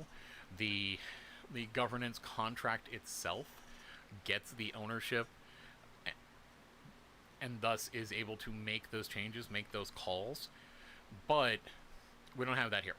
Now again, that's generally fine, especially for a small project that's starting up with a small team. I don't know how many people are necessarily involved, but if you're not a corporation actually launching your own thing, if you're not a major development team that is aware entirely of what you're doing and has launched all that, then unfortunately you're going to have a little bit of a problem in getting a lot of that set up and providing the necessary verification. I mean, if you don't have the money to begin with to hire an audit or pay for an audit, then you're going to have a hard time getting things out there.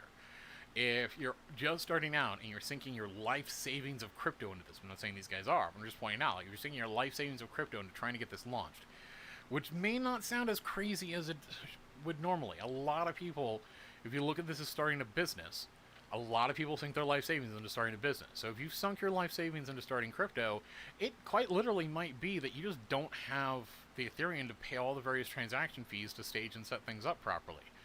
Don't necessarily want to hold it against people if they can't do that. Our whole point of DeFi here is that anyone can get in. That it doesn't cost an arm and a leg to get in there, that we don't have to deal with regulators, all that stuff. But that is where I think one thing much akin to what Unicrypt has done, and I really like Unicrypt, and I would seriously recommend any team launching their project, take a look at Unicrypt. Mind you, it is using Uniswap, so if you don't want to use that, maybe not the best option. But yes, one thing I would really like to see in this space is a good, solid, multi-platform Unicrypt type solution. Something that can really help devs in getting the deployment staged out, making sure that they can list out what that deployment is, where they want the tokens to go, where they want the keys deposited, and as that's done, it goes through, completes, everything's in the proper place, And we can then go look at those transactions, like even a report that's able to be generated from the chain, to then see, yep, it has been staged, it has been locked, and we can verify that things are in a governance program or something. And we can work out as a group, as a community, what might be reasonable and what tech is possible. Because I'd also want to make sure that if nothing goes off very well, if no one buys a coin, that the devs aren't then sitting there having, sunk several thousand or 100,000 into Ethereum into launching the project, and then be sitting there saying, I can't do anything because I don't have enough voting tokens to do anything with. I need a community here, and we've locked all of those up in various places that you have to buy the various things and go through the process, and oh my god, I'd have to spend weeks or months trying to basically do my own farming scheme to get enough governance tokens to be able to vote my investment back out because my project went nowhere. So I would like us to find a way to manage that and mitigate it, but we're still new, we're going to have to make some allowances, and this is why most of the space still calls us degenerate, because we are taking risks. We're going in raw on a lot of things. And speaking of going in raw, we are now going to go take a look at the contract itself. Excuse me. Now, Bloxy, they're lovely. They're fantastic. They give you all of this nice information. They let you even have an API to query that. You can get announcements about what's happening. This is all fantastic. But as you can see, I don't see anywhere in here to actually get any information on what's in the contract itself. And that can be nice, but without that, here, I'll leave the token graph open. I kind of want to come back to this. Alright, but in that, it is lacking one feature that I find Etherscan is the most useful for. See, on Etherscan, and this one is the one I'm sure everyone's already aware of. We've been using Etherscan for a while. Everyone knows goddamn Etherscan. Everyone's familiar. This is where you've got the link in your MetaMask wallet. You've got links on various sites like Uniswap to take you to Etherscan and show your transactions and such.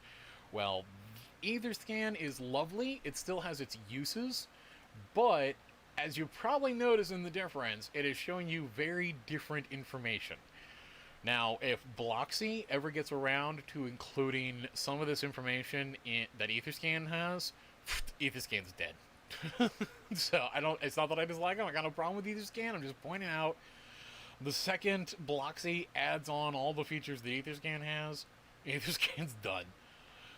So here we can see information. We can see the token. We're all familiar with this usual stuff. It tells us the holders, gives us some info. In this case, there is no information on that, so we could try to type that in if we really wanted to and log in there, but we'll save that. Now, we've got our read contract. Now, you might think for a second, read contract, that's where I'll go to read it. No. That is because you have to understand, and I'm doing this as kind of a lead up for getting into the code in case anyone doesn't know anything about code. Because, well, I'd like people to be able to learn. If nothing else, if you don't learn how to code, I would at least like people to know enough to be able to look at the code and know if there's something really stupid. So, in here, what is happening?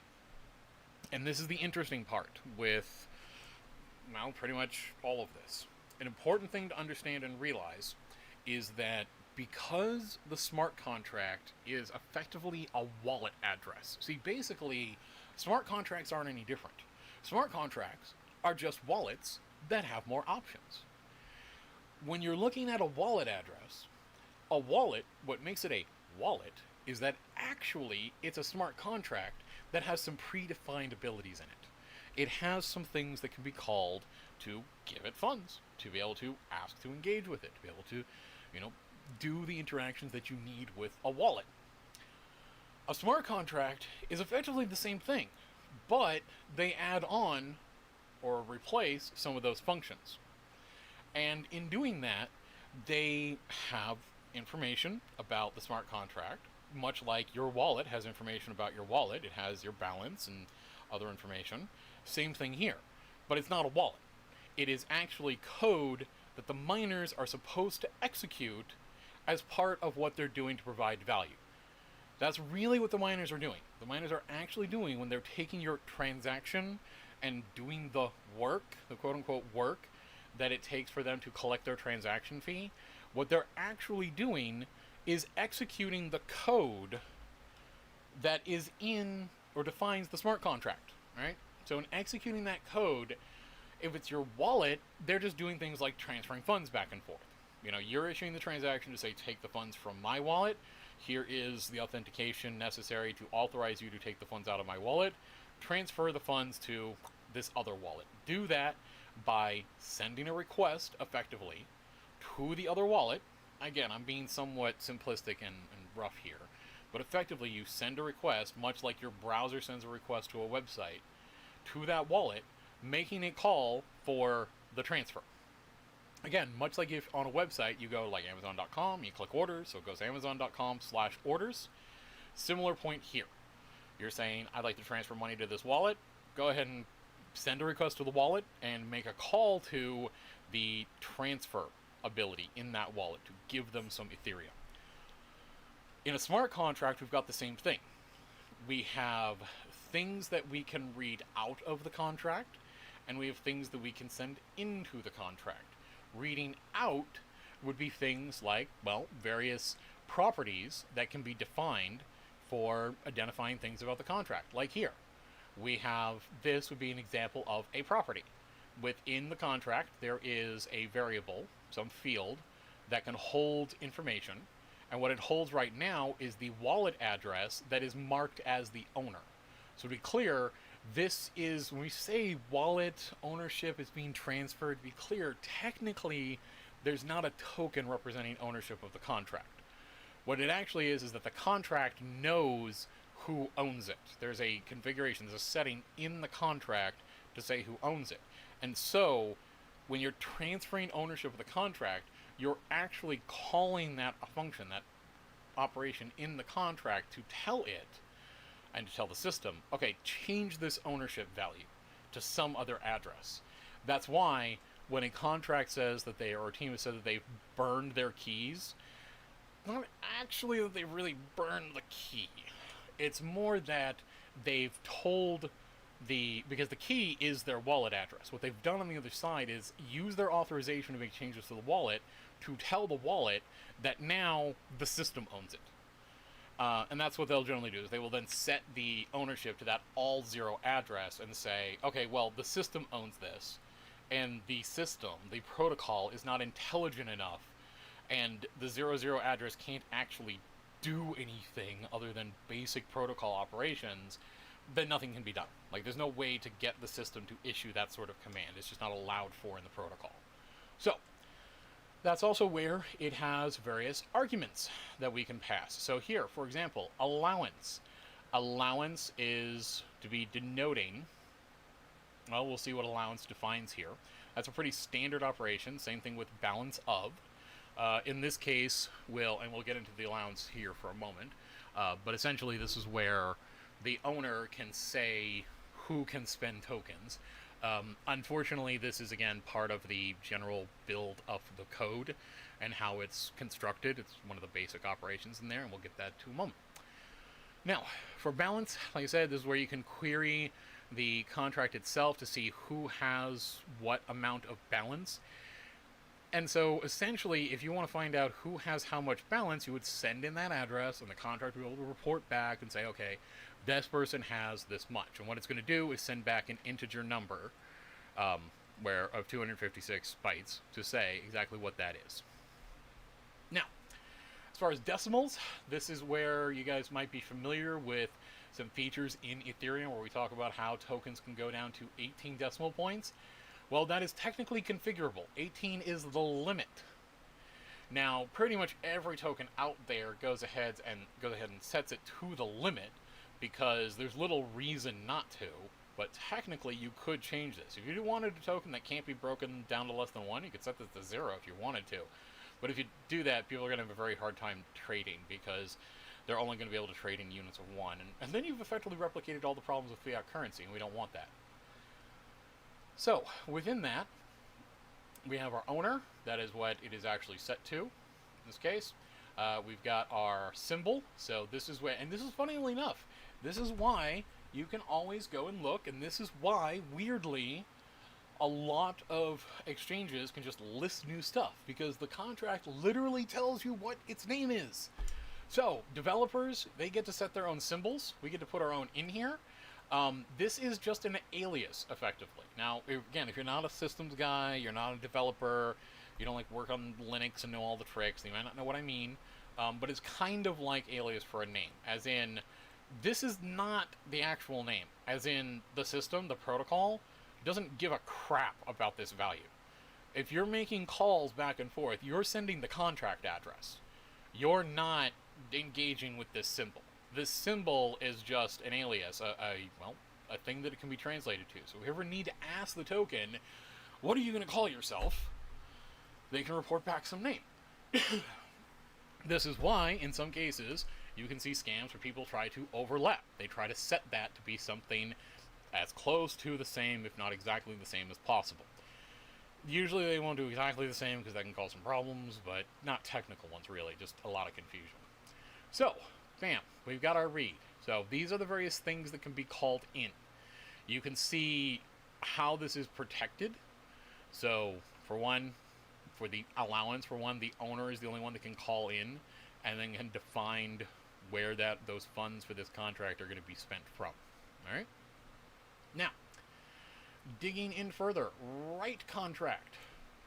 Write contract, these are things that we can do to, well, send requests. Now, to be clear, with read contract, we are getting things out. So, to be clear here, when we're doing an allowance, even though the owner's one is allowed to send it, even though it says allowance, to be clear, this is not something like they're going to say that spender is able to spend any tokens. That's not what's happening here, alright? It's because it's a read. We know that this is something that you're sending in some variables, yes, but you're trying to get information out. And so we'll dig into like what this allowance does, what its intended purpose is, but I don't want you to think that this is like a minting operation initially. Allowance is normal. It is normal to have an operation that will accept the owner as an argument in the address form, to accept a spender as an argument, and we'll dig into exactly what allowance does. But I don't want anyone freaking out and thinking, allowance? Do they have control of my money? Spender? Can they spend my money? No. This is normal. This is part of Ethereum. It is perfectly reasonable to see this, and we can know that because it's listed here under the read contract. Thus, this is not something that we're expecting to make changes to the contract with. And it's showing that because it's in the code there. And we'll get to the code in just a second. Now, write contract. We've got various things. We've got approve. We've got decrease allowance, increase allowance. We've got rebase. We've got renounce ownership. Ooh, that's nice. That's a nice, simple call there to just say, not mine. I like seeing that. That means that the developers have thought ahead. They've thought about launching this. They've thought about how they're going to get rid of this. And so they have a renounce ownership. Now, you're going to find in here that there are some what are called interfaces or standard implementations, or I should say method definitions that we use, or that people use in Ethereum. I shouldn't say we. I'm not a major developer here. I don't have that much going on. But this is where the renounce ownership, nice to see that. Whoops. Nice to see that because they've already set it up. They picked one of the interfaces, they set things up, they're ready to roll that out. So, oh, pardon, let me just mention.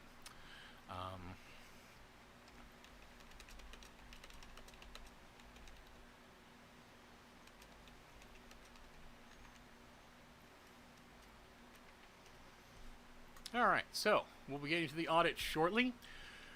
So by all means, feel free to remind folks if you've got anyone that's interested in this thing and want to know what's going on. For those that have hung around through my general review of the transaction logs, kind of explaining what's going on. If you've been bored as I have been going through exactly how this is functioning, we're going to get to the code shortly. Because all of this stuff is, again, pretty standard points. Now, I like seeing the rebase operation. That means that it's intending to change the supply which is nice. That's better than a lot of burn operations where things are just destroyed. In fact, if you're curious, we can even use Bloxy to kind of show how that works. So as an example, if I type burn in here,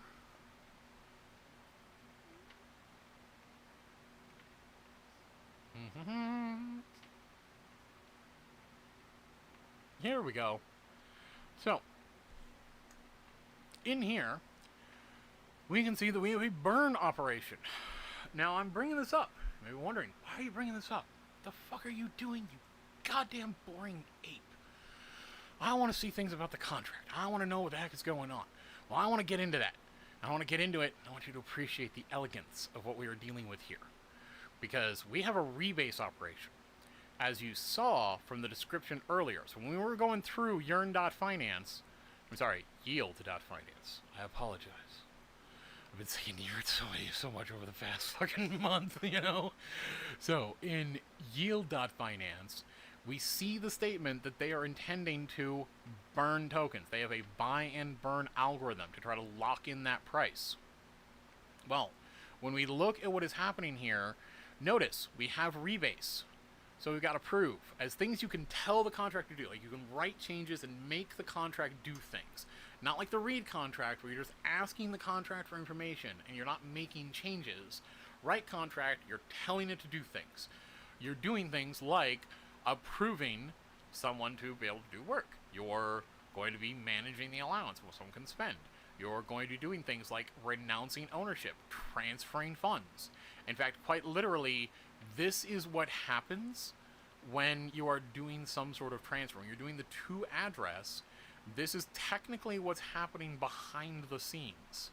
And the transfer from, that is where it is coming from 2 points. Or from someone and going to another address for an amount. Again, we will get into that. And also with transfer ownership. But I want to highlight here that, notice, we don't have a burn operation here. There isn't one called burn. It doesn't have to be called burn. It technically could be called whatever we want. But it might be concerning if you're thinking, wait a minute, this contract is supposed to be burning tokens, and I don't see anything called burn here. What is going on? Well, it has something called rebase. Now, when I take this moment to explain the premise for a second, I swear to God, I will be getting to the contract shortly. But I want to explain this concept of burn versus rebase. Now, over on Bloxy, and one reason why I absolutely love this site, I really wish it had the contract decompile like Etherscan does. If it did, I would live in this thing. But in here, we can do a search. If we search for a word, it'll give us a breakdown of all kinds of things. Look, oh look, here, from tokens, we've got burn coin, block burn, burn up tiles, burn test, burn token, burn coin, more burn coin. We got so much fucking burn coin, Jesus. Well, we also can see various smart contracts and where they have their code. I really wish the scan of a contract gave me a nice, easy link to find this. Maybe I'm just not proficient enough with Bloxy. But just as an example, with our burn, we have a couple different operations. So we've got, for example, burn, where the address for the owner is sent in, and we've got burn, where it's just a number. Now, burn with just a number is the one that you're probably going to find on things that are fairly automated. So let's go ahead and take a look at burn. Now, I'm bringing this up to kind of prime you to set you up to see when we get into this code, I'm expecting to see something different. I'm expecting to see something relatively new. Now, other projects have implemented the rebase function. I want to get into exactly how this operates. So, for example, here, burn. It is accepting a numerical value. So not letters, just numbers. That's what the uint256 means. Here, let me zoom in a bit so maybe it could be a little more readable there. Alright, so that's what the uint256. Technically, that is referring to unsigned integer. So that means that it is a whole number. We don't have any decimal points in there. You may be asking, but Doesn't Ethereum have decimals? It does. But understand that we can always just move the decimal point and adjust that in our math. So rather than have to go through the annoyance and the complexity of dealing with floating point numbers in the code, which is really troublesome, most of the time we just move them to the right until there are no more significant digits after the decimal. We can just drop all those zeros and then know where it should be put back. And the fact that, as you saw earlier, the token is reporting how many decimal points it keeps track of, then we can represent the number of tokens we want to interact with an integer, and then we can just move that decimal point. Fantastic. It does mean that we have a lot of room for processing data. We've got a lot of room to like run through things, but technically all it's doing is pushing out the limit on how small things can go. Now, in this case, as I said, it is what we found here is that in Bloxy, it's reporting that there's 31,664 smart contracts out there that have implemented a burn method, that have implemented it by accepting this uint256. Again, that means it's an unsigned integer, no decimal points, and that it has 256 bits or bytes for representing the value, so it can get pretty large. Now, here, we can also see that it has a function hash. This should be a reference on how that's been implemented. So basically, when you write code for any of this, that's going to get compiled into what's called bytecode. And that's not human readable. If you ever gone and looked at a Virgin contract, in fact, I was actually very, very pleased. This was the first Virgin contract I ever looked at on Etherscan. I was so happy. So YELD, you're nice, you're lovely, don't want to get too weird, but you are my first.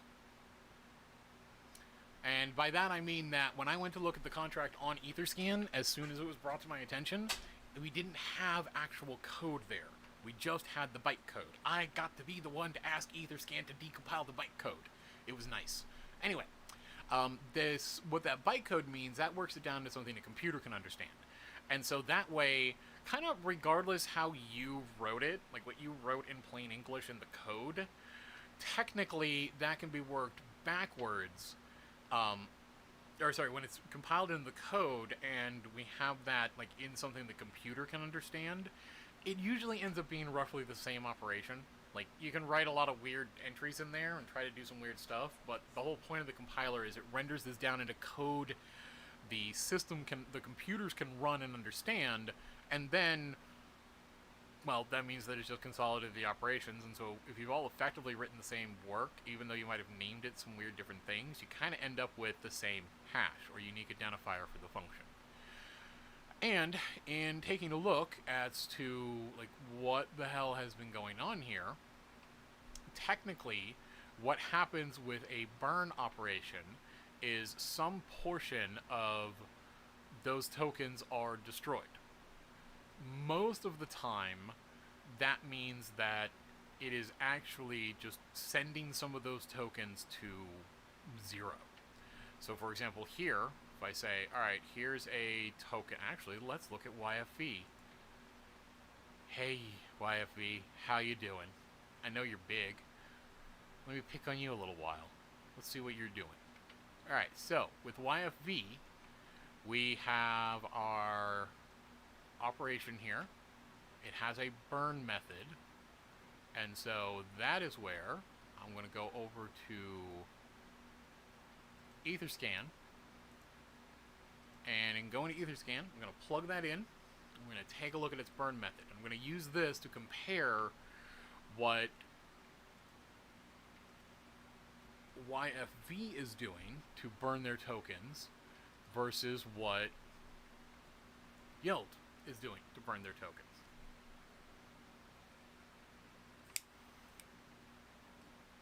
And this way, we can see kind of the beauty and the magic of what the rebase is. So, in here, if I go searching burn. Oh, look, there's our burn.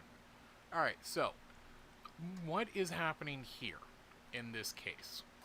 Well, what is happening in the case of burn is, as you can see, it's got this little underscore in the front there. I don't know if you can quite see that, but if you look close, there's that little underscore right in front of burn. So I want to be clear is that the way that's written out and the fact that it has internal at the end here, this is stating that yes, while this contract has a method, a function in here by which you can ask it to burn, and you will give it an address to authorize it to burn, in this case, it is marked internal. If you're familiar with other languages like Java, this is kind of like marking it private. This is stating that this function, this burn method here, can't be called from outside the contract. It can only be referenced from other code inside the contract. So one, that's an important point here. No one can just make a call here and do that. Now in doing that, this thing is doing a check, a require, to say that it is not trying to burn from the system. So right off the bat, it's establishing, okay, the system, the protocol, is not allowed to burn me. But before we get into that, let's take a quick look at what else burn is doing. Here we are. Down here, we have it as public. The public is the one where it says anyone can call this. So technically, anyone can call burn. Huh. What would be the benefit of letting anyone call burn? Well, if someone sends a request to burn, telling it to burn an amount, then built into the protocol is information about who sent the request to burn or to call this method. So that's why it's not accepting as an argument, see? Is that we don't need to tell it who is asking to burn. The fact that you issue the call through your wallet to engage with the wallet is where you are telling that system, well, hey, I'm the sender. I'm the one sending the request out to the protocol, out to the blockchain, to the miners, to tell them to do something. And as the miners are going through and doing that, part of what they're doing is they're loading up the Ethereum VM. That's where all this code runs. They're loading up this code. They're running the code.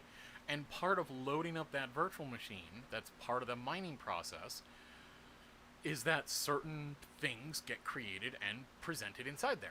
One of them being, for example, this message about who sent it. So this is a way to secure this contract, this burn, from saying just anyone can do it. Because what it does is immediately turn around and say, okay, I don't actually do anything. I'm just a entryway to provide access so that, one, not anybody can call the real burn method. They have to come through here. So we're going to control what information can be sent in.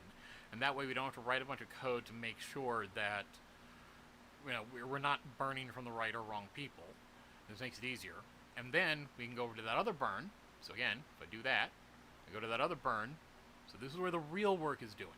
So that's why I was saying here that what it's doing in this require is doing that check to say, okay, somebody just sent me a request to destroy some of my tokens. What do I do? Well, they sent me an amount to destroy. Okay. And I'm going to get the address that told me to destroy the tokens as part of that call. Again, that's coming in automatically from the system in the protocol. And again, this is not what is happening with YELD. We're taking a look at YFV, and we're going to compare that to YELD in a moment. So it's saying, all right, this is the account, the wallet address that asks to burn the tokens. And so as that comes through, it now does basic check. Like, okay, is the request coming from the 0 address? Is the request coming from the system itself? We don't want to acknowledge that. We want to make sure that that is not true. That's why it's marked with a require. In the require, you can see that in the check there, where we're requiring various points, so we're requiring certain things, making various calls. Well, I want to highlight here that if you notice, there isn't actually a require method implemented in this code. And that's because require is actually just part of the language. It's just something that is in the protocol, Ethereum itself, that it can call. And it's basically just doing a logic check. It's saying, look, just make sure that this statement, whatever's in here, works out to be true. And in code, let me zoom in even further. Alright. Whoa, got too far. Okay, there we go.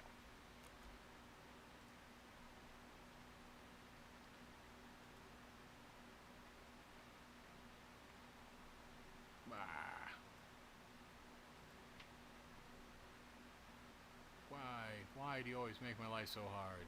Finding what I want.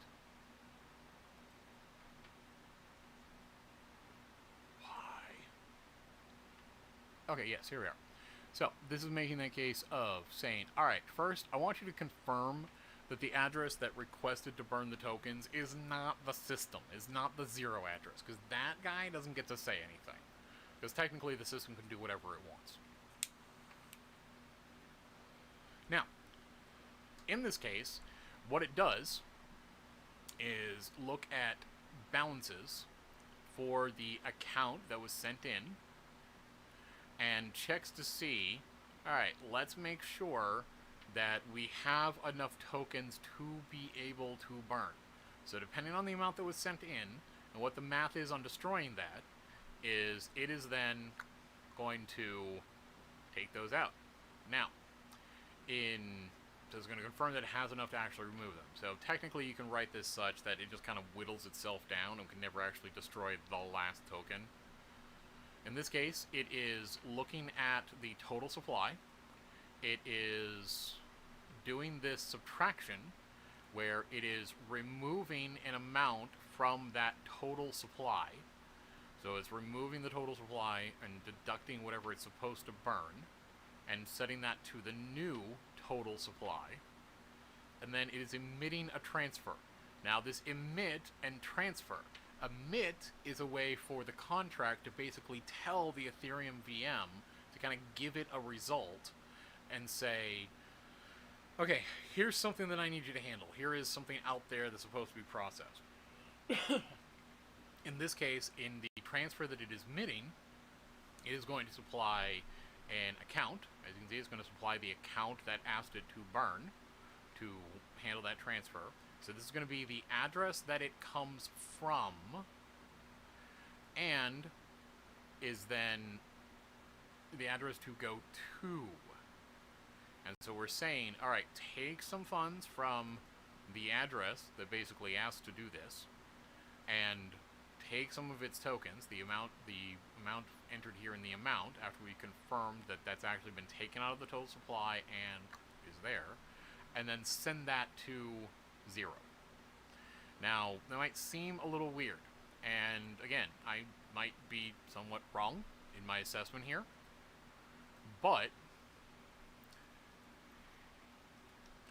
that is where, whoops, pardon, always more messages, more messages, lots and lots of messages. Alright, so, that is where I am, alright, tending to messages, jeez. Okay, so, always so many messages. Now, so, in this case, it is taking that, subtracting from the total supply, and then sending that amount off to nowhere, to Never Never Land. It's essentially dumping them in the trash on that 0 address. Because technically this thing is null, it doesn't hold anything. And so, in this case, it is adjusting down the total supply, you can go look at that, and then literally removing that amount from circulation. So it is reducing the supply and then sending them on their way. With that known, we can come back and take a look at what YELD is doing, because YELD has a slightly different way of handling things. Now, let's go through this code line by line and actually start digging into it. So again, send up the hue and the cry. If anyone's been tired, if anyone was waiting and asking you, when is this idiot gonna finally look at the goddamn code? Is he ever gonna read it before this fucking thing starts selling? I'm doing it now. Feel free to let people know. Spread it around. We're going to start digging through this line by line. Poke the devs. Ask them if they would like to join me on here in a Zoom call or something to kind of talk about what they're doing. And we will get into this. I will also remind people that as I am doing this, I am not related to the team. I do not know these people. I have not talked to them before. The most interaction I have had was getting a link from a buddy,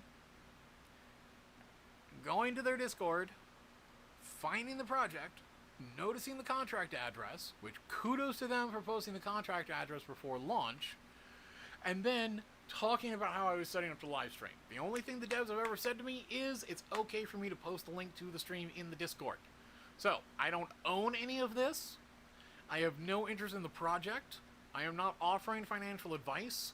This is not professional advice for explaining or for anything that should be done. This is a nerd talking about what he has found. I also do not plan on buying into this to maintain that impartiality and avoid the conflict of interest. So, what is happening here? Well, I'll handle a few points really fast. One, safe math. Safe math is just that. It is a nice little bit of code that a lot of developers can reuse. The way this has been included with library means that the developers did not write this, they just included this in the project. They just said, hey, safe math, you're a thing, you're part of the language, part of Solidity, drop that in here, and I want to be able to do this stuff. And the reason it's called safe math is it's doing things that make the math easier so that we don't have to worry about writing this every single time. We don't have to worry about getting it wrong. Alright, not a big deal there. All of this is standard. You're going to find this at the top of a lot of contracts. Take a glance, double check that something really weird isn't happening here. But the fact that it says library and the fact that we're looking at the contract source code on Etherscan, and that's where I want to be very clear, is I always, always, always recommend when reviewing contract code, as nice as it is to look at GitHub, as handy as it can be to see the commits and the work that's been done over time and the issues and the discussions if they've made all that public, technically you have no verification that what is in GitHub is actually what is on the blockchain. They could say whatever the fuck they want. They could post to GitHub, they could simulate a bunch of activity, and then behind the scenes they could go and deploy whatever fucking code they want. Now, in here, oh, neat. Other folks are advertising my channel. Cool. So, in here, to be clear, this is why when I am reviewing code, I always go to Etherscan. I always go look up follow this through from the token to the contract, go to the contract, and read through the code. Because what Etherscan is actually doing is it's not taking code from GitHub or anywhere. It is literally taking the bytecode off the blockchain. It is decompiling that to put that back into human readable form. That's partly why we see so consistently this sort of naming convention in things as part of an artifact of what the decompiler does and some requirements in the language. And then works that and then presents that to us. So we're looking at the human readable version of what is actually on the blockchain. Now, another point here is that in this case, we also have this contract ownable. Now again, to be clear, ownable is something, is a contract operation or an interface, roughly would be the general name, but it is an inheritable portion of the object, the abilities of a contract.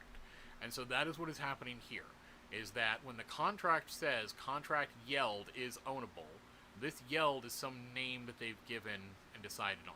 When they say is ownable, ownable is again something in the language, and so they are stating in the code that, all right, I'm about to write a contract. I've named this contract YELD. Technically, this name can be whatever we want, and it doesn't, as you see, tie in with the name or the symbol. They could be totally different. And this contract is a type of ownable. It is going to inherit, as this term. If you've ever dealt with code and saw inheritance or polymorphism, this is where it is going to inherit these ownable features, these capabilities in itself. And we don't have to worry too much about this implementation. This is why you see this in a lot of different places, because, again, this is part of the Solidity language, effectively. So there really isn't a way a developer can screw this part up, because they're not writing this code. This is something that's part of what is built out. It's part of Ethereum itself. Technically, they could try to modify that, but if they do, probably not going to work. And I can't really think of a way they could try to fake that, to be honest. So in these cases, useful, you kind of have to do that. But in inheriting ownable, that does mean that they're bringing in some of these operations. So again, when I said things like, oh, I like that I saw that they have renounce ownership, I was leading up that they don't really have a lot of choice in that, because in order to have a contract, it has to be ownable, and they have to have that implementation. But technically, there would be a few different ways to implement this. So, nice that they went the ownable route, pretty much the only one that works, but be clear, they're using the ownable object to inherit from, and thus, we have inherited the renounce ownership operation. And this is a nice, clean interface here. And to be clear, they can write out some of their own if they like, but this is a very common, I should say, I don't want to say interface because it's the wrong way to put it, kind of an abstract type, but this is a very common type used in a lot of languages, hence why it's got this pretty standard implementation. Technically, they could overwrite that if they really wanted to. Now, in this case, it's got a constructor. That is what, in the code, lets it be created as a contract. Again, this is a code thing. You don't need to worry too much about what's going on here, but in this case, the constructor is what gets called. It's the code that is going to run when the contract is first deployed. Alright? So that's why it says previous owner. Because when you're issuing the command to the blockchain to say, okay, here's my code, make the contract, it's going to build that out. It's going to call this constructor as part of setting all of that up. Again, I'm being very simplistic. Anyone in the audience that is a developer and is in-depth, one, I would say, please cut me some slack. I'm trying to simplify things for folks that aren't developers, because I want to make sure more people understand how to read this so that we don't get more problems in DeFi. We've already had enough issues. We haven't suffered a major cataclysm. And the last goddamn thing we need is, like, this whole sector to get big, get a lot of press attention, and then some stupid bug ruins everyone's investment, and no one bothered to read the code. Excuse me. So, in here, what is happening is it will call constructor. But again, if you are a dev, please feel free to chime in. I am happy to dig into more, take more input. If I've got another dev out there listening that would like to come on, I'm happy to have a guest on here. We can go through the code together. And I'm calling out to the devs for this project. If they would like to come on the call here and go over any of this, I am more than happy to. I understand if they haven't, or they don't have time, they're leading up to launch, might not have the manpower to spare on coming on such a call, and it's not like big and notable by any regards, but please hit subscribe, hit that like button, let people know if you're liking what I'm doing here. Spread the links around, let people know what I'm doing here, because I'd like to build this out and make this a regular thing for project launches. So, in this case, constructor gets called, as you can see. It's taking a look and saying, alright, so who sent the message to say to create this thing? The very first person to build it. We're going to call them the owner. So whatever wallet address the command to deploy this thing came from, they're going to become the owner automatically. And then it is going to emit this ownership transferred. Again, this is a standard object, a standard type there in Ethereum. And so again, ownable, part of Ethereum, ownership transferred, another part of Ethereum. This is quite literally the constructor coming up and handling its initialization. And since there really isn't anything to initialize, it just says, cool, I'm now going to say that I'm owned by the person who created me, or the wallet that created me, and I'm then going to give that wallet ownership. Now, when it says ownership transferred, the thing creating the contract is address 0. It is the system itself, the protocol, the blockchain. No one thing out there. In a weird way, you can kind of think of it as that every miner is operating as address 0 when they do work. That's why you would have seen, that's why you saw over in here, when they're doing their burn check, they're having to do a check to see, okay, address 0 does not get to tell me to burn. And they're doing that because, as I said, within, whoops, wrong one, the miner is kind of like they're operating address 0 as the miner. They're behaving on behalf of the system. Yes, there is encryption there to ensure it's secure, but generally a good developer will write what's called defensive code. They won't assume that everything is going to work properly. They won't assume that everyone's going to engage with this code reasonably and appropriately. And thus, they'll write in checks to make sure that nothing can get in, nothing can cause serious problems. Now, pardon, I have a terrible habit of smoking. So, in this case, it's setting it up, then it's using the basic operation in Ethereum to transfer the ownership. Bam, off it goes. Neat. Now, I also smoke weed. Now, in this case, we have a function built in to ask the contract, who is your owner? And it's going to return an address, and it's going to say who the owner is. It's got an option to say only owner. And so, in this case, this is a method that can be used within things to state that something should only be called by the owner. It's called a modifier. See, function is something that you can ask the contract to do. Functions can be public, or they can be private. Talked about that. In this case, a modifier is something that can be added on to a function. Now, technically, a constructor is like a function, but it's a special one. It's the constructor, hence it doesn't have that designator at the front. But a modifier is some bit of code that you would like to add onto a function. In other areas of code, we would call this decorating or wrapping. It's a function inherent to Solidity and how this is written, because we can see that happening in the renounce ownership. By having this modifier only owner, we're establishing that, okay, anything that marks itself as being only owner, I would like that actually makes this check first. And that's quite literally what it's doing. Now, this is a little placeholder here to say, okay, whatever happens here, go and execute the rest of the code behind this. At least as I understand what is happening, that is what it is doing. Oh, geez, sorry. That is what it's doing. I get happy to have on a guest as a developer if anyone would like to join and explain. But in this case, with the renounce ownership, it's saying, okay, only the owner can call me. Meaning, if someone tries to call renounce ownership, because it is a public method, since it has no arguments, it needs as a check to make sure that only the owner can call it. We could just put this require owner equals message sender all throughout the contract everywhere we need to check for ownership. But that would be annoying, and that means that one of the places might get a typo and do something wrong. So it's actually very good coding habit that the developer has done this modifier. Now they've got one standardized check to see if somebody's the owner. They can just keep reusing this in all the places. If they need to modify, update this, fix a bug, they can just come in here, change this one thing, change the other. So this is good code design. It's kind of basic, like important code design. We'd consider these table stakes, but this is good code design. Now, from here, in the in the renounce ownership, it is going to do that emit ownership transfer, just like we saw in the constructor. But now it's going to do the reverse.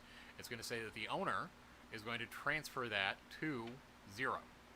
And in emitting that, so one, it's going to tell the system that, yes, I am authorizing the owner, or the address 0, to become the owner. Here is the event that has occurred. This is something that either you should process, or at the very least will be available in the transaction results. That's why if we look at the transaction hash, we saw that ownership transferred. That ownership transferred, this is where that entry came from. The emit released or sent out the ownership transferred, and it showed up in the transaction record. Now, down below, it then sets the ownership on the contract. So that way, if anything comes back later and asks, well, who's your owner, it will report back address 0 is my owner. So this is what happens. This is what's termed when a team says they're burning their keys. There's not actually a key. What there actually is this transfer of ownership to address 0, which can't do anything because miners aren't supposed to be making those changes, and you can do basic checks to make sure things like it's not the owner. And in doing that, we can, well, not have ownership.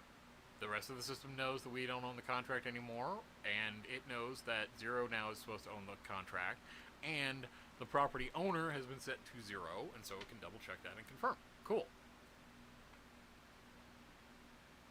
Also has the option for transfer ownership. Again, in this case, it is checking to see who the new owner is. It's in this call because it's marked as virtual only owner. Again, we're going to confirm that only the owner currently is able to make this call. So technically, whoever owns this could give it away. So right now, YELD guys, they own it. It, along with the 60,000 tokens, along with a bunch of ETH to fund the project, is in a wallet, and that wallet could give the ownership of the tokens to someone else, or sorry, the contract to someone else, not necessarily the tokens.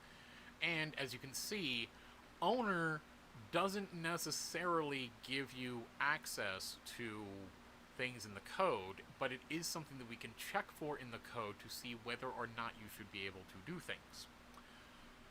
So technically they could give this to someone else if they really wanted to. Now again, ownable, pretty standard thing. You find in a lot of contracts. It's really, like I said, just effectively part of the language that everyone just includes. And so this transfer ownership is perfectly normal. Do not worry about that. It's okay for this code to be here. The question is, what is people doing with this code, and where is it being managed? Now, we get down to the real meat. The stuff we've all been waiting for, and I know I've done that huge lead up getting into it, but that is where we now get into the YELD contract itself. So again, if you've liked this, if you enjoy the work, please hit subscribe, hit the like button, let people know to go through that. That nice guy, Dr. Weird, making an offer to help out if this was his area. He's a mechanical engineer, I know. Smart guy, just not his space. If you need to know about engines, Dr. Weird's the guy to ask. If you need to know about computers, it's just not his thing. But in that part, dude, I just know. In here, like I said, if you like it, if you enjoy how this is going, if you do think this is worthwhile, hit like, hit subscribe, let people know, share the links. And as I said, I do take donations, I do take tips. Now, in here, we are getting down into the actual code. What is happening? Well, for one, it is saying that it is using safe math. So for one, it is saying, look, whenever I'm talking about this unsigned integer, I want you to actually refer to the safe math library, the one that I included up here. And so it is going to be using that for most of the work involving those numbers. That gives it a nice, reliable implementation to do basic math. It is defining an event. In defining an event, it is establishing that it would like to log this rebase. So in declaring that this thing interacts with an event, there is a log of a rebase, and in the log of the rebase, it is going to be defining the epoch, or namely, like which portion of the blockchain that occurred in, and what the total supply is at the time that it did the rebase. I'm going to get back to what that means in a moment.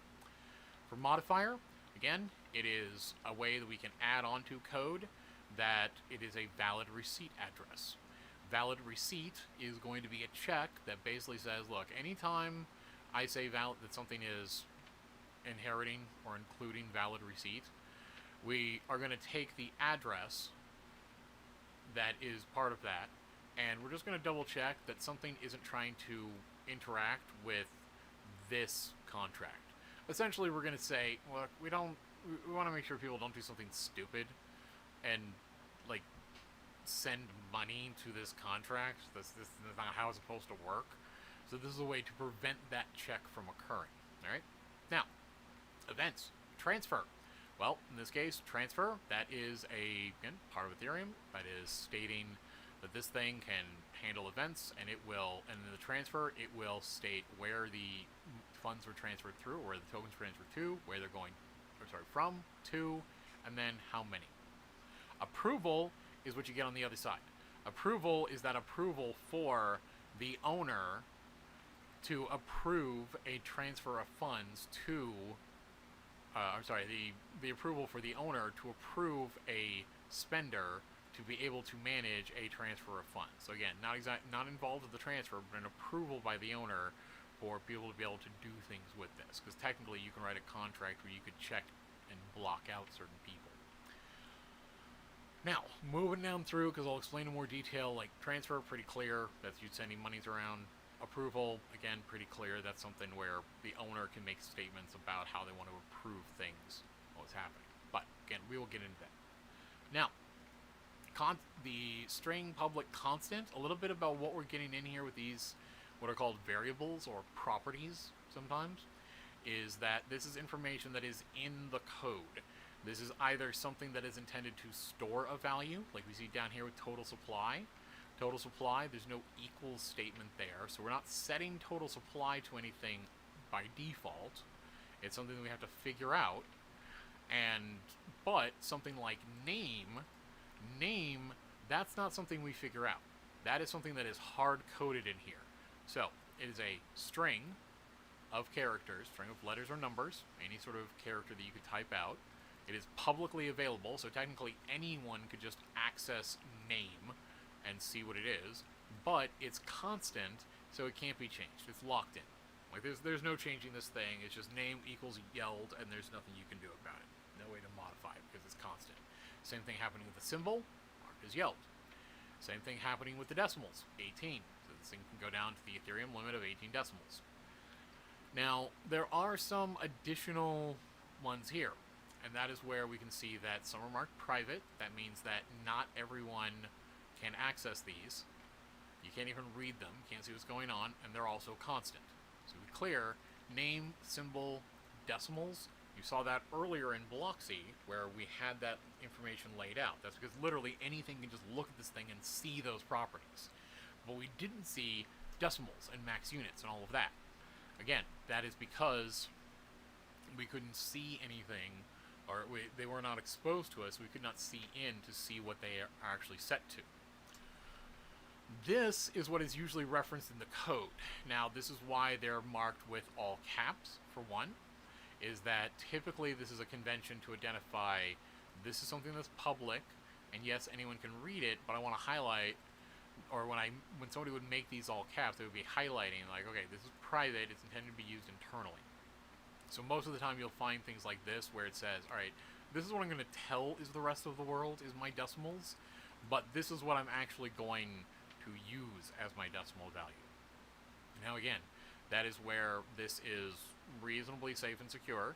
That's part of why doing this is somewhat defensive code, because if something goes wrong, nobody can come in and do anything with this value, because it doesn't matter if they do, you're not looking at it.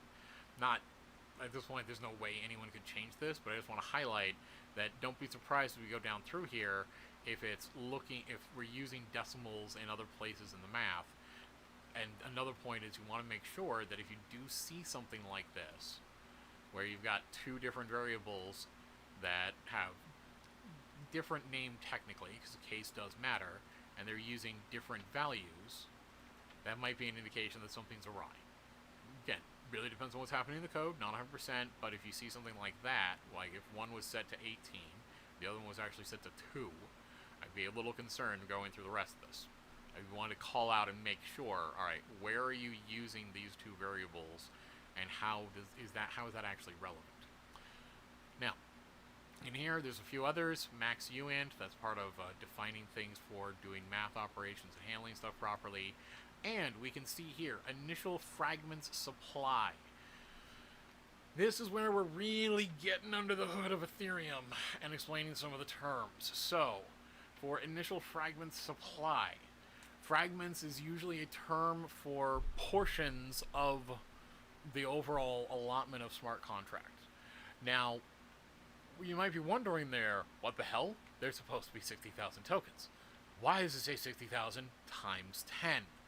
That's a little star there. It's the X, it's a multiplier. Well, as you notice, it's times and then including the decimals. So this is establishing in the initial fragments there are 60,000 tokens, and then an allotment or room for all the various decimals. Because technically, what the contract is keeping track of isn't 60,000 and then doing a bunch of floating point math to get parts of that or get, pieces of that. Actually, what it's doing is saying, oh, you have 60,000 and there's 18 decimal places. Okay, not a problem. If I raise 10 to the power of the number of decimal places, or if I multiply that and add on that 10 and the number of decimal places, then I'm going to be able, I just tack those onto the end here. And this is what I was talking about, that because we're technically dealing with integer numbers, and integer numbers are easier to deal with, for us to deal with in computers. They don't require as much computing power, and thus, if we use floating point numbers in here, this would be an incredibly expensive transaction. But since we're not using floating point numbers, we're using integers, we can account for decimals by just moving the decimal point 18 spaces to the right. So we're just tacking 18 zeros on the end there. Excuse me. Now, the rest of Ethereum understands this. That's why it has the decimals. That's why we have the decimal set, so that when we need to figure out how many tokens does someone actually have, they have 0.1 tokens or 1 tokens, we can just move the decimal place around in our representation. But that number technically is just telling everything in the system, okay, I'm actually going to tell you that it's 60,000 and then 18 zeros after that. When you're displaying this to the user, I want you to move that decimal point 18 spaces to the left so that you actually show them a real amount that's understandable. So that's what I want to highlight here. There's going to be a lot of stuff as you're digging through the code that if you're really not familiar with, you're going to take one look and go, oh my god, it's a horrible scam, it's a rug pull, things are about to happen. No. Relax, buddy. Chill there. Understand what's happening. Understand how the system works. Make sure you know what the hell is going on. And one, like here, even if these numbers were different, I wouldn't be immediately crying scam. I'd be going through the code to figure out what's happening. Alright, so, digging through.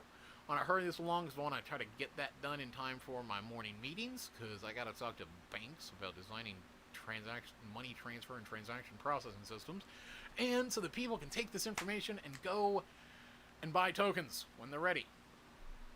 Alright, so, in here, we have our total gons.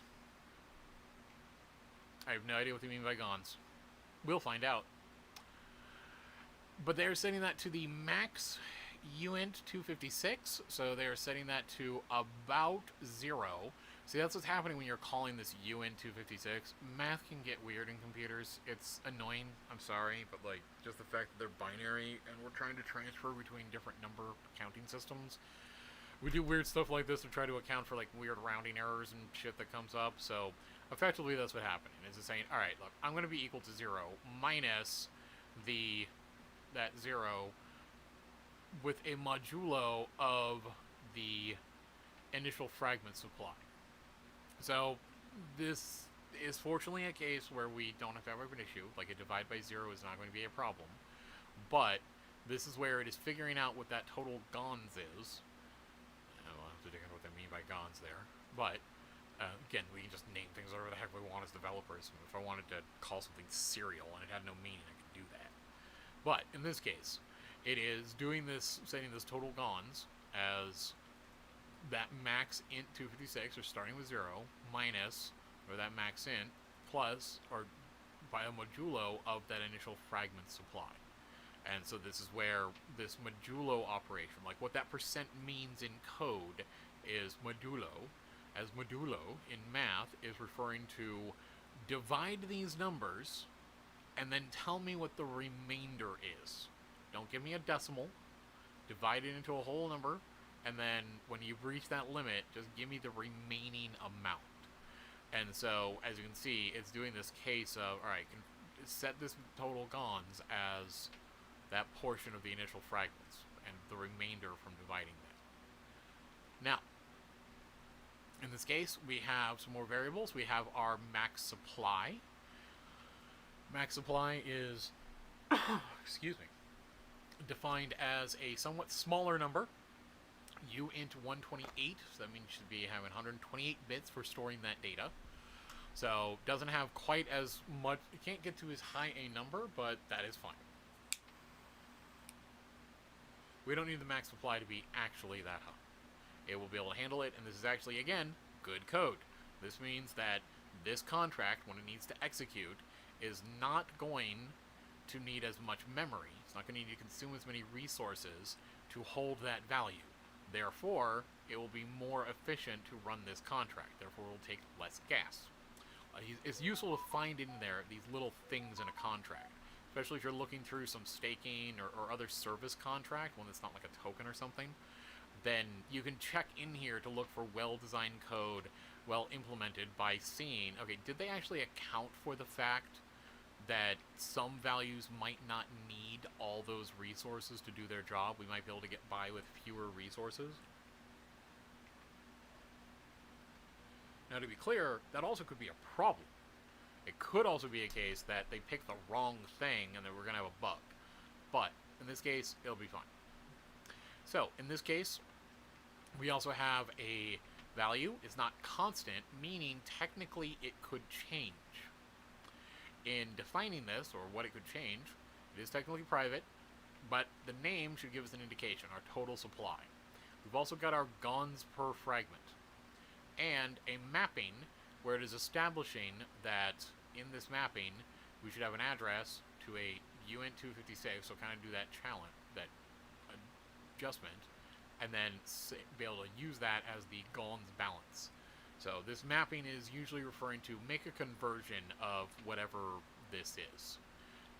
In this case, it is going even further and is saying, okay, look, make a conversion from address, send that through mapping, and then the address should actually send it through the UN225, or convert it to the 226. So in this one, it's actually kind of doing that extra change of adjusting things, and that is allowed fragments.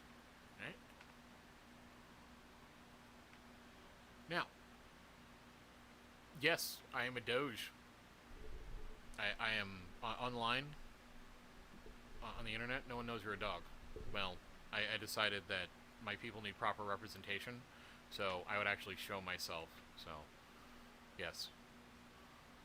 Now, in here, and this is beautiful, we have our rebase operation.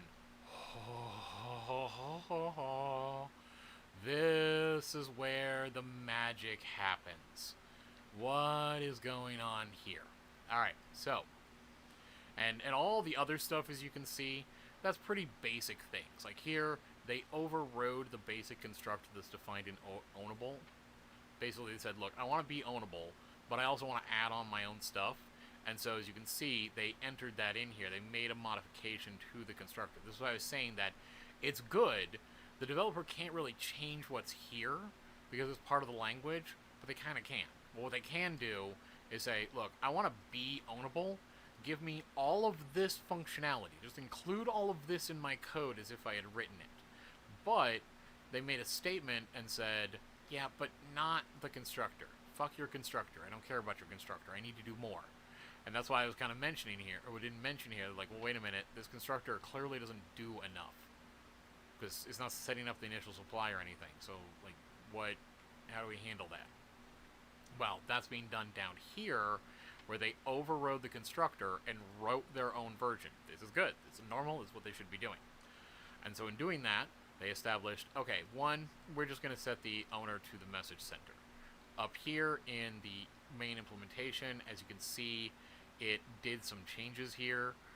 It set the same thing to the message sender and then just transferred the ownership.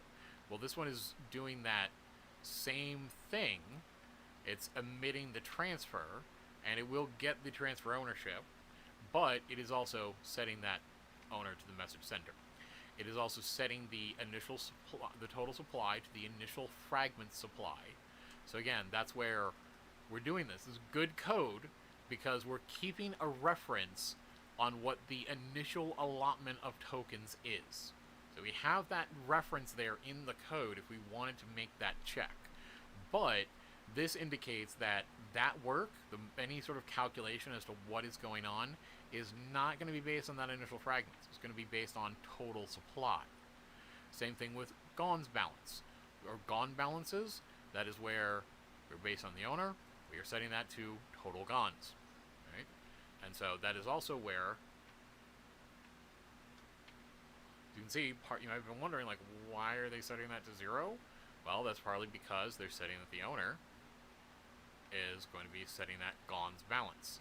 GONS balances, well, that's something that is actually just part of the overall system. Because again, if we go searching for that, we can see GONS balances. What do I have? Alright, I've got this, that, the other.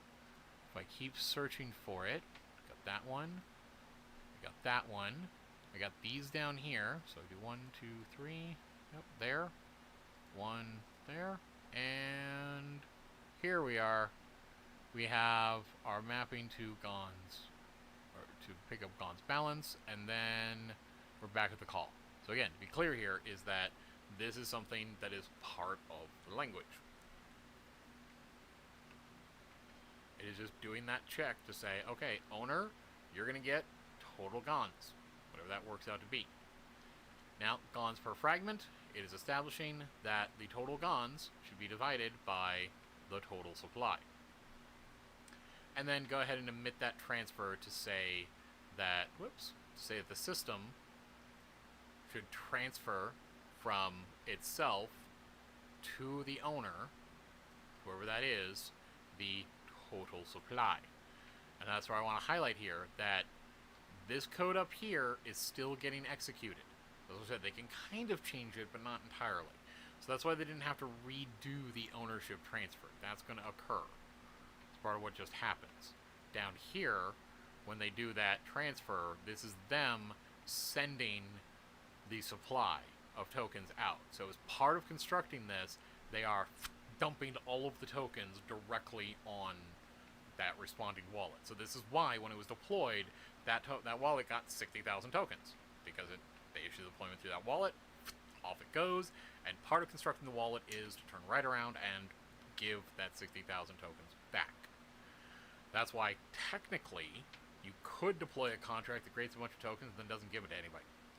Technically, you could write a contract that, as part of its startup process, it actually issues multiple transfers to different wallets. Thus, I was saying that you could have a wallet that would disperse the funds to multiple different wallets. I would like to see something like a platform that provided that functionality, kind of like Unicrypt does, but for more systems. Now, in this case, I am... Oh, sure. Sorry, someone's asking me for some information to review that later. Alright, so, where was I? Oh yeah, so in this case, like I was saying, I'd like to see options where this could go out to multiple systems. I understand why the devs didn't do it now. There's a lot of error prone, or something could go wrong in getting that set up and defined technically. If they do want to spread that out. This makes things a lot easier to manage. Again, not something to really be suspicious of by any regard. Just pointing out that technically things could be done a little different. Alright, so now, in here, digging through, because I'll come back to that rebase, because this is where the real magic is. I know you guys are annoyed. So it's there. You guys can read it if you know what's happening. Cool. But looking here, we can see some of the various other operations, and they're very basic. And these are things that are defined as just basically part of being a contract. You pretty much expect every contract to have something like this. Like, hey, can you tell me what your total supply is? As you can see, it doesn't accept any arguments as their term. There's nothing that I can pass into this. All it does is say that I'm going to return to you a number, and that number is going to be the total supply value. Pretty straightforward. It can go through and say, alright, well, balance of. Now, the GONS, and the GONS balances, is, as you can see, this breakdown or portion of the allotment of tokens. And so in this case, it is quite literally saying here in the GONS per fragment, or the value that is set here, and how in the constructor, the GONS per fragment is established as total GONS, or in this case, what is figured out as that max uint, the modulo. There we are. So in that transfer, it is then making that exchange. So in this case, it is basically keeping track internally and saying, okay, well, we're going to send some money from one site to another. We're in retrieving that, we're going to basically, it's on balance of. We're basically going to say, all right, when you send in an address, we're going to look through Gon's balance. We're going to find the balance for an individual, and we're then going to divide that up by the number of Gons for the fragment and send that back. So this is an interesting point in here that you might be wondering about, because a lot of folks have this misconception when we talk about the ledger as being a distributed database, that it's like all over the place and able to do things. And it has all this information. It's keeping track of everyone's balances. Well, that isn't actually what's happening. There isn't like a giant ledger book, like at a bank or something, where they have written down some, like there's an entry somewhere that says some wallet address has this amount, and they're not constantly changing that amount. What they're doing is keeping that in reference to the code itself. We're looking up to see what the Gon's balance is, and then we're doing a little bit of math to put that into the appropriate form. So we are keeping track of the balance, but it's done in a slightly different way, such that the Gons per fragment, that value that is set here, like how basically working out to say, all right, how are we divvying up this giant allotment of tokens, and how does that break down to the total supply? Is then going through and saying, all right, go figure out who this is. Tell me how much money they have, because that's out on the blockchain, and then do this little operation to convert it into the format that everyone actually cares about. This is basically doing that decimal point movement that I was talking about. Again, things like transfer. This is again part of transferring money. This is what you expect, because technically when you transfer money and you're saying, I want to transfer this token, really what's happening is the miners are going to the contract for the token, calling its transfer method, and then the token is doing whatever work is necessary to make that transfer. Also, why it's important, even though you're looking through things, you might see like, okay, yeah, total supply, balance, transfer, allowance, transfer fund, okay, like, all cool, this is great, this is all normal stuff that I see. No, look at it. Actually look at it. Make sure that this is where things are supposed to be going.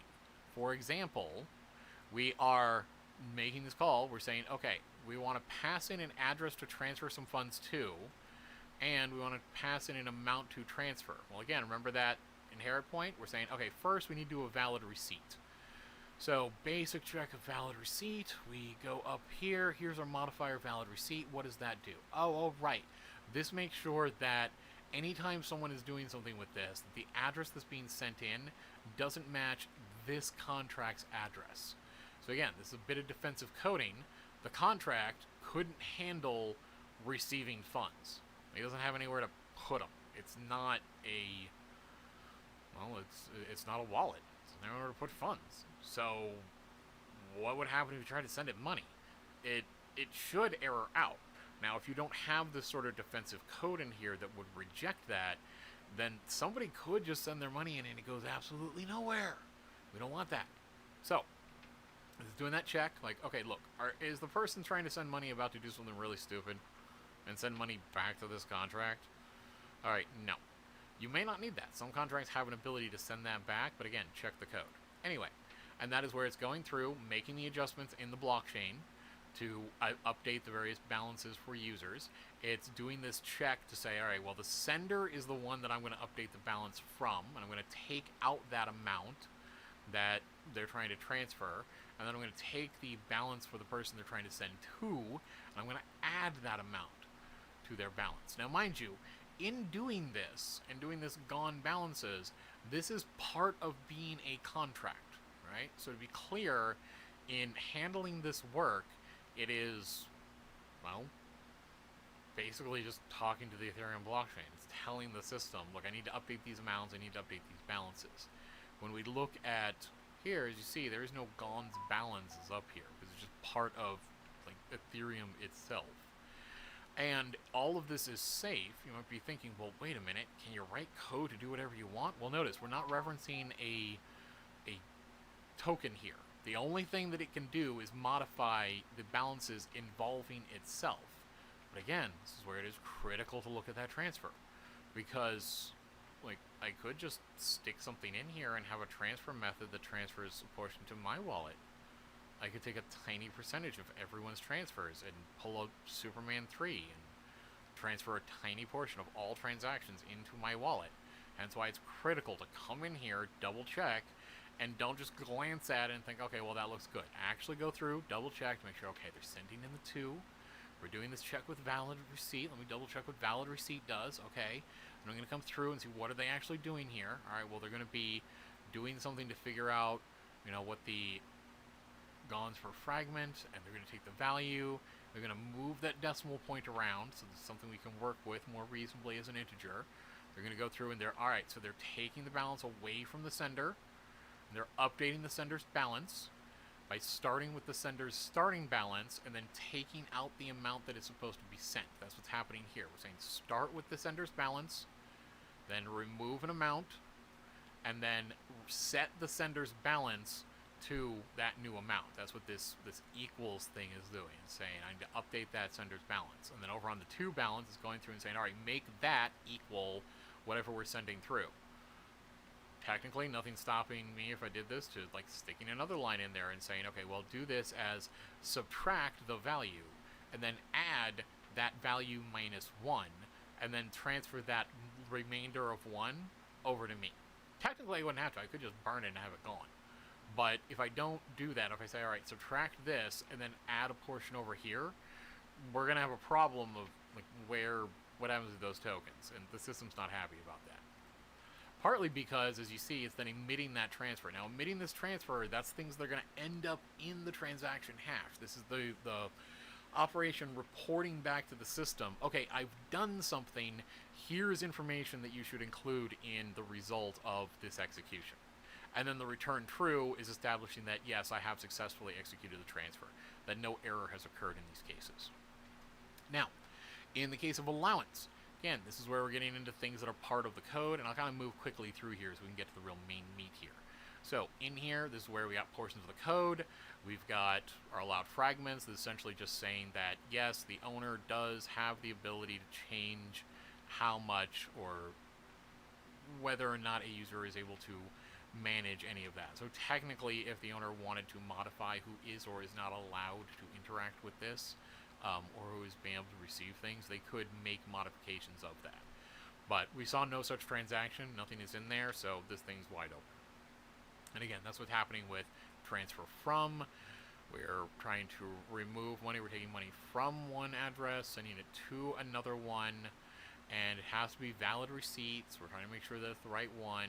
And again, in this case, we're doing that work. We're going to remove from one, I'm going to send to another, and make sure that it's all modified and updated. In this case, this is where this is, as you saw, a read operation. So we shouldn't be able to. We should not be able to force a transfer from one person to another. Also, this is where it's part of the internals of Ethereum and how it's handling that, so there really wouldn't be a way to modify it, because again, as you say, the from is, that's the message sender in how it's handled, so can't really modify that. In fact, this is doing that check to say, okay, make sure that where this is coming from is actually the message sender. And so I can't just like take money out of your wallet and go put it in someone else's. Where was I? Oh, yes. So, approving something for actually interacting with and working on it. So this is approving as a spender. This is an example of when you are passing the spender, when you are approving a smart contract to be able to interact with your wallet and do things. This is a similar point here of what is happening. Similar point of increasing the allowance, allowing more to be able to be spent, and then decrease allowance, limiting some of that. Last point here is the contract ABY, and I'm going to get back to the rebase in just a second here. Contract ABY, this is the definition of how to interact with the contract. It's written kind of like JSON, effectively it is JSON. It's a definition, as you can see, of various inputs, what values are necessary, and that's why when you see something that says, oh, well, I would like to interact with a contract, like if I go back to YELD, and, oh, whoops, sorry, over here, I go to YELD, and, oh, whoops, here it is. I go to YELD and I say I want to interact with the contract. This is where that information about how to interact with it and what things should be structured. Technically, you can even see it in Ethereum. Yes, here it is.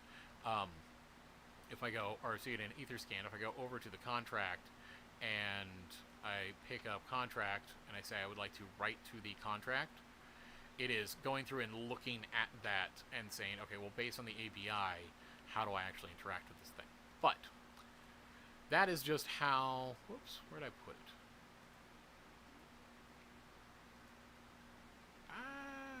Which one was it? Where did I, oh, right, that was over here. I forgot, I was in Etherscan. Alright, but, again, that is just points on interacting with it. Now, getting back up to the main point, this rebase operation. What is going on with the rebase? So, if you've been waiting, if you're wondering, they're coming up on the sale. Is this any good? Should you buy it?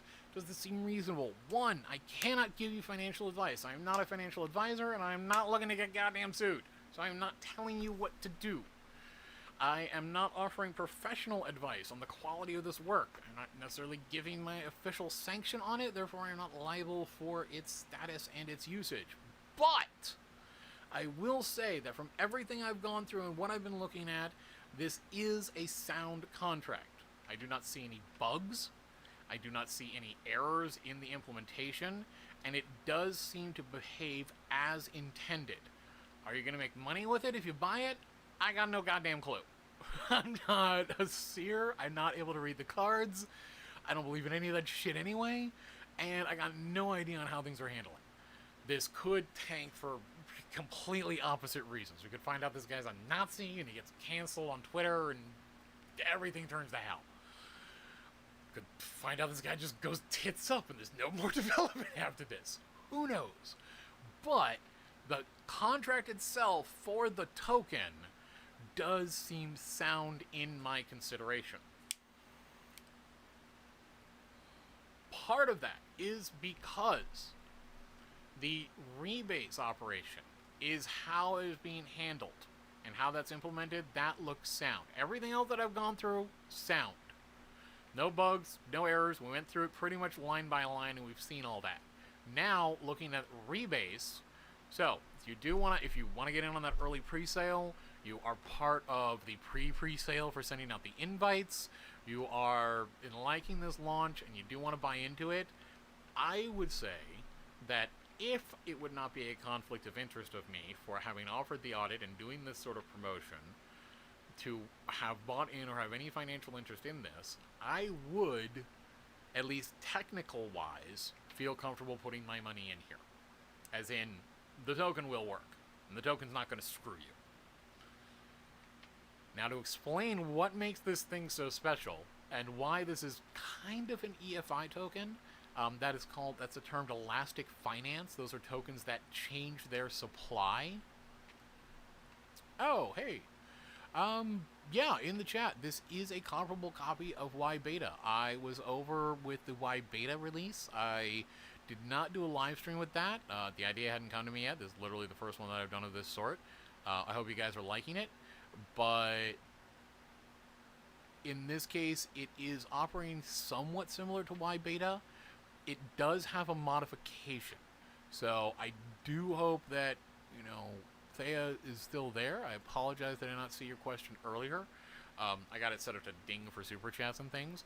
But yes, this one is a little different because of the plan of how later on they're going to distribute Ethereum as part of the rebase function. So what the rebase function is supposed to be tied into is a management contract above this that will actually use the rebase operation to actually essentially figure out what portion of the token should be burned, use Ethereum to buy those tokens back from the market, and then burn those tokens through the rebase operation. So I want to be very clear in laying this out here.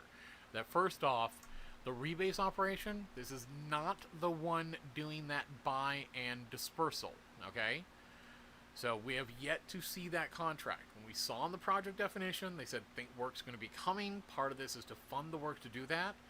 So I want to highlight here, when I say that this looks like a sound contract, and the contract in my assessment, unofficially as a layman, and just me being a dude liking this stuff, that it will work, I want to highlight what it is doing, what work is it doing. And right now, this contract is not the one paying out those retired yield earns.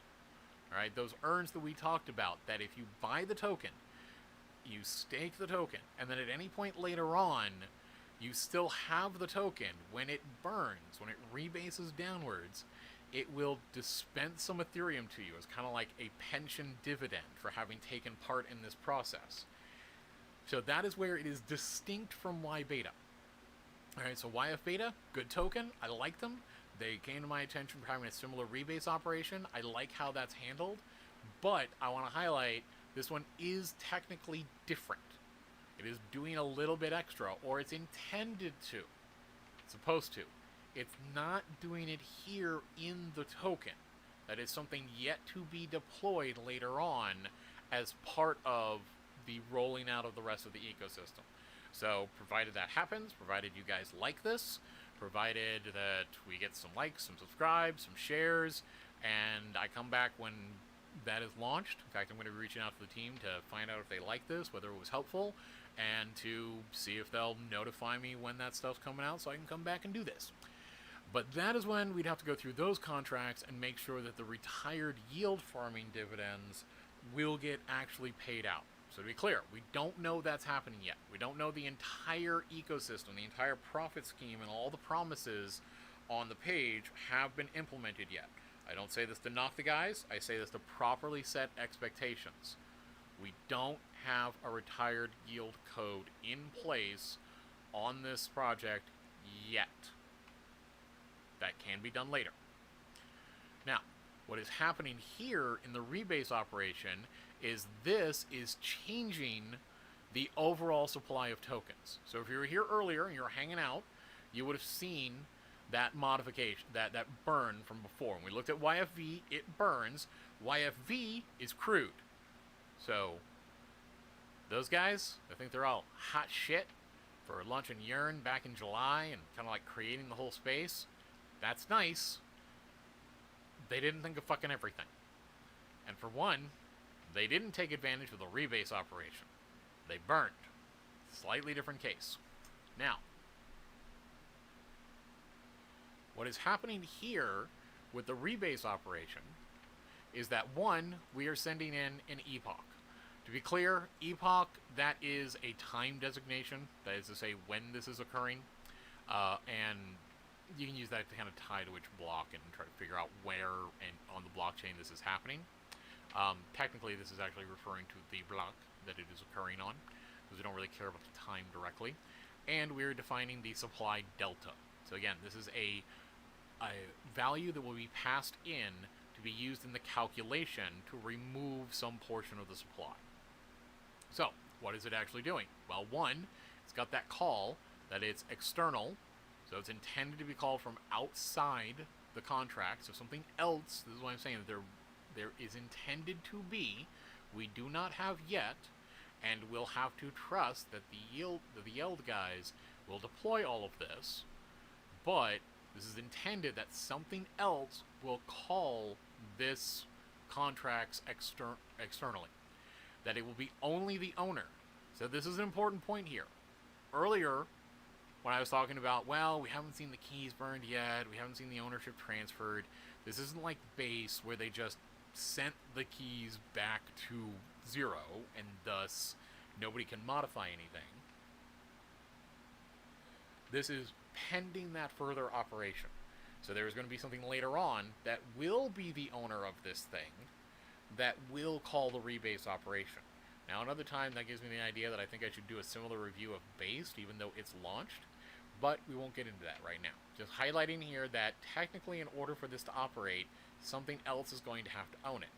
What will likely own it in a good implementation is that will be the rest of the YELD ecosystem. Some other smart contract YELD is running that is going to be handling this operation and doing the necessary calculation to figure out how much to remove from the supply or to reduce it by, will do that.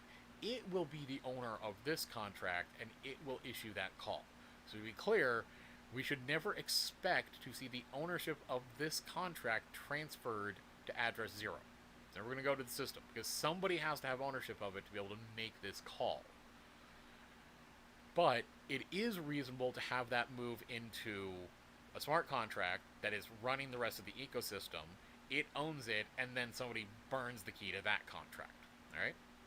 So, it's doing a quick defensive check to say, okay, if the supply delta is 0, don't bother doing the rest of the math. The rest of the math can be a little costly. And so if there's no change, screw it, I don't care. Just go ahead and emit out into the hash, the result of the transaction, that entry that, yes, we are logging the rebase. That's what the log rebase is. It's quite literally saying, look, just tell the world that we're telling people about that rebase. In fact, that's where we defined log rebase up here. In defining that event log rebase, we're defining, look, as an event, it's going to declare the indexed epoch where it occurred, and it's going to hold the total supply. Simple enough. So this is just us sending that out. Now, provided that is not 0, provided that we are actually going to change the supply, what is happening from there? Well, first thing it's doing is it is going to go to the total supply. Remember up here where total supply got defined, oh yeah, down here, contract, where the total supply got set to the initial fragment supply. This is the math, as you saw, in all the various work that's being done for figuring out like how many tokens there are, where they actually go. In fact, technically, when we saw the emit transfer, see there, it transferred that total supply value, that's 60,000 tokens. In fact, it was doing that GONS to make that adjustment thing. So, this is where it sent that out. Cool.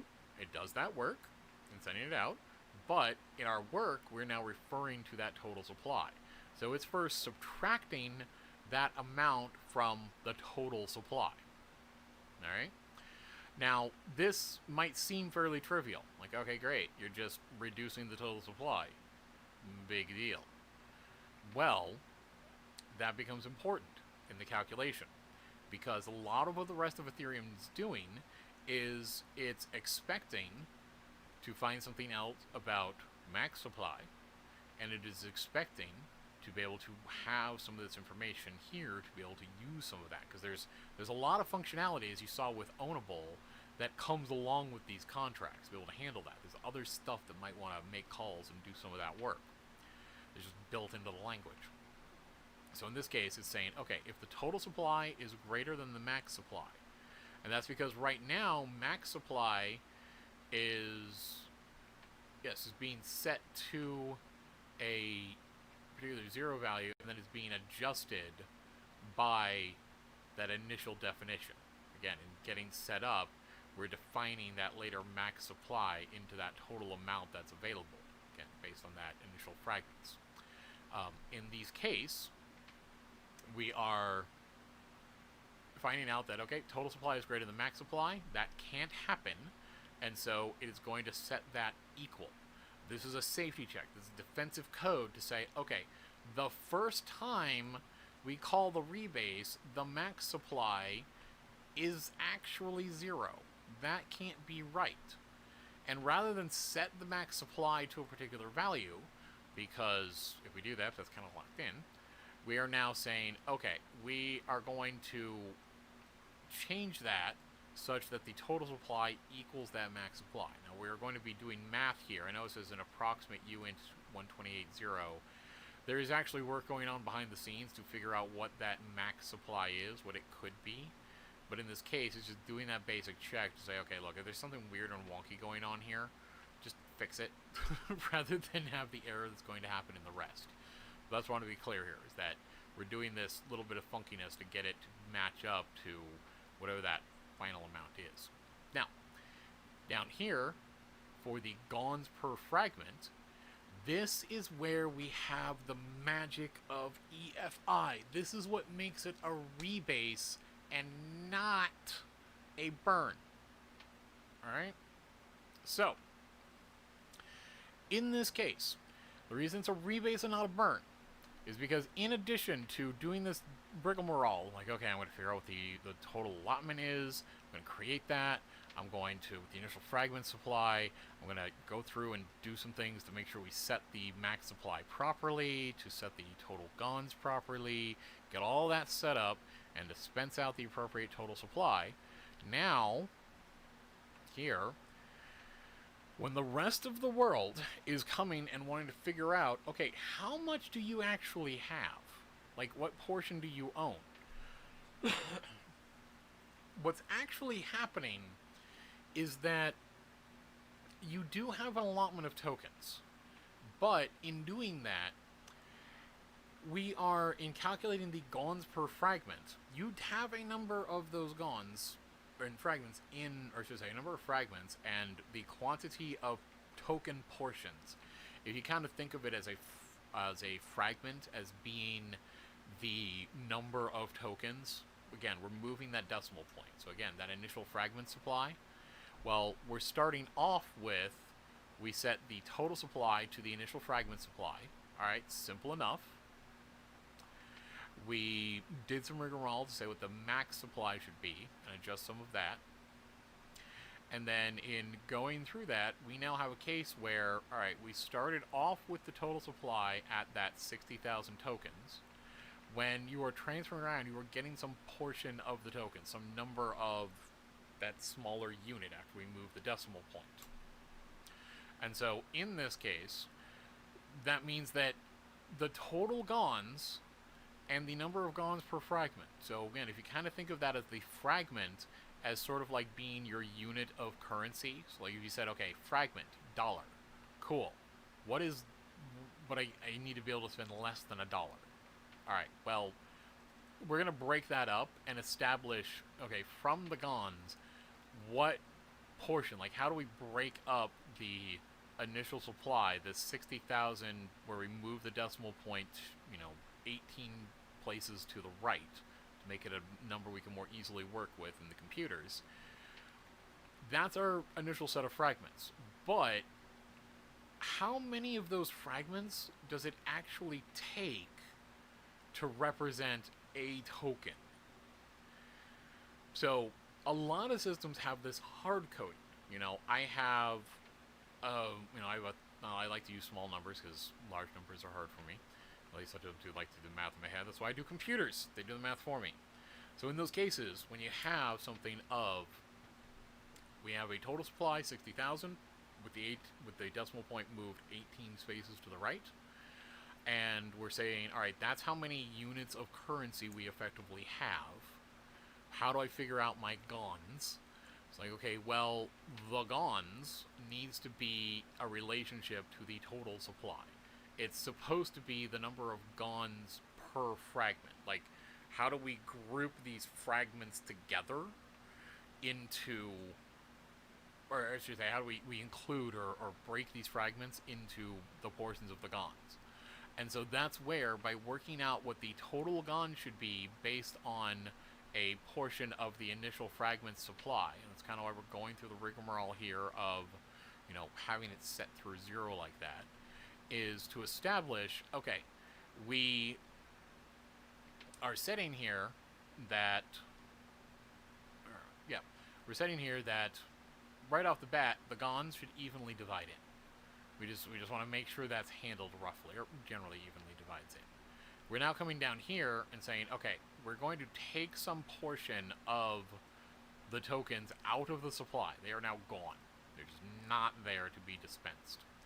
In doing that, we will end up with a weird adjustment in the value of your currency, because if anything wants to figure out, well, what portion of the economy do you have?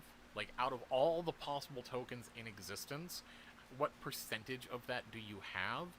They would look at the total supply. Might even be able to compare that to the max supply in an operation, and then be able to figure out, like, okay, but you don't actually have that big a portion, because, it said there was 1 million, and the total supply, and you have 1. Like, okay, but we burned through and got down to 10. So I actually have 10% of the total value of this currency, because there's only 10 of them. Like, yeah, but the total supply, max supply, all that says there's actually 1 million. So no, you don't. that can end up with a weird case of reducing liquidity, for one, because if they're just there isn't a greater, if the total supply is not entirely accounted for, as in some portion of it is gone, then it's going to adjust liquidity. That's going to affect the value, because in doing the calculation, if you do something like we saw with the burn, did I put that? Where did I put that? Yeah. If we do something like we saw with the burn, yes, we are reducing the total supply, and we are updating the balances for the account by taking out some portion of the burn. So here we're reducing that amount. Then we haven't affected, I mean, we kind of affected the total supply, and we kind of removed those, or we're taking them out, and we're sending them off to some address. So we're sending it from an account to 0. And the whole intention here is that through the burn, this should be called by only the owner. I can't remember where it put that. Yeah, where it put that burn, where it's taking the result from the sender and sending that out to the amount, and then up here, where it has actually implemented that burn, it's going, okay, well, we're just going to check to see that, we're just going to check to see that, all right, it's not the system trying to tell me to burn tokens, because I don't want that, and then I'm going to try to remove from the account that portion of tokens, and then reduce the total supply by that, so that it's no longer available. Well, now we're left and issue out that transfer and just send the tokens off to 0. We're kind of achieving the same thing in that we're just reducing the supply and then transferring some of the tokens that still exist, that is now over that total supply, off to address 0, and therefore they're just kind of gone. It does introduce a weird artifact in the code, where the artifact being is, as you can see, this one's defined very, very differently. It's still a contract, but it has different imports. It's defining different entries, and as you can see, it doesn't have any of this like gone stuff going on. It doesn't have anything, and it's got different interfaces it's importing, but it's not written out the same. And that is where this total GONS is intended to be able to assist us in keeping track of saying, okay, look, I need to know what portion that is, and so that we can make some modification here, because as you can see, when we're going through that GONS per fragment, if we look in the code here and see where else does that show up, we can, oh, pardon.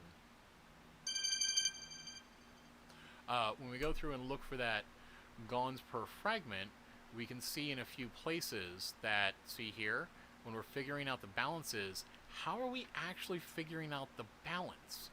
Well, we're not just reporting a number.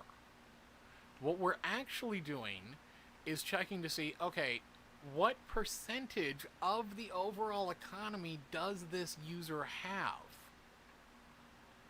And so when someone's trying to check the balance of who owns an amount, we're not actually giving them that full value. We're not saying, oh, they just have one token. We're like, okay, no.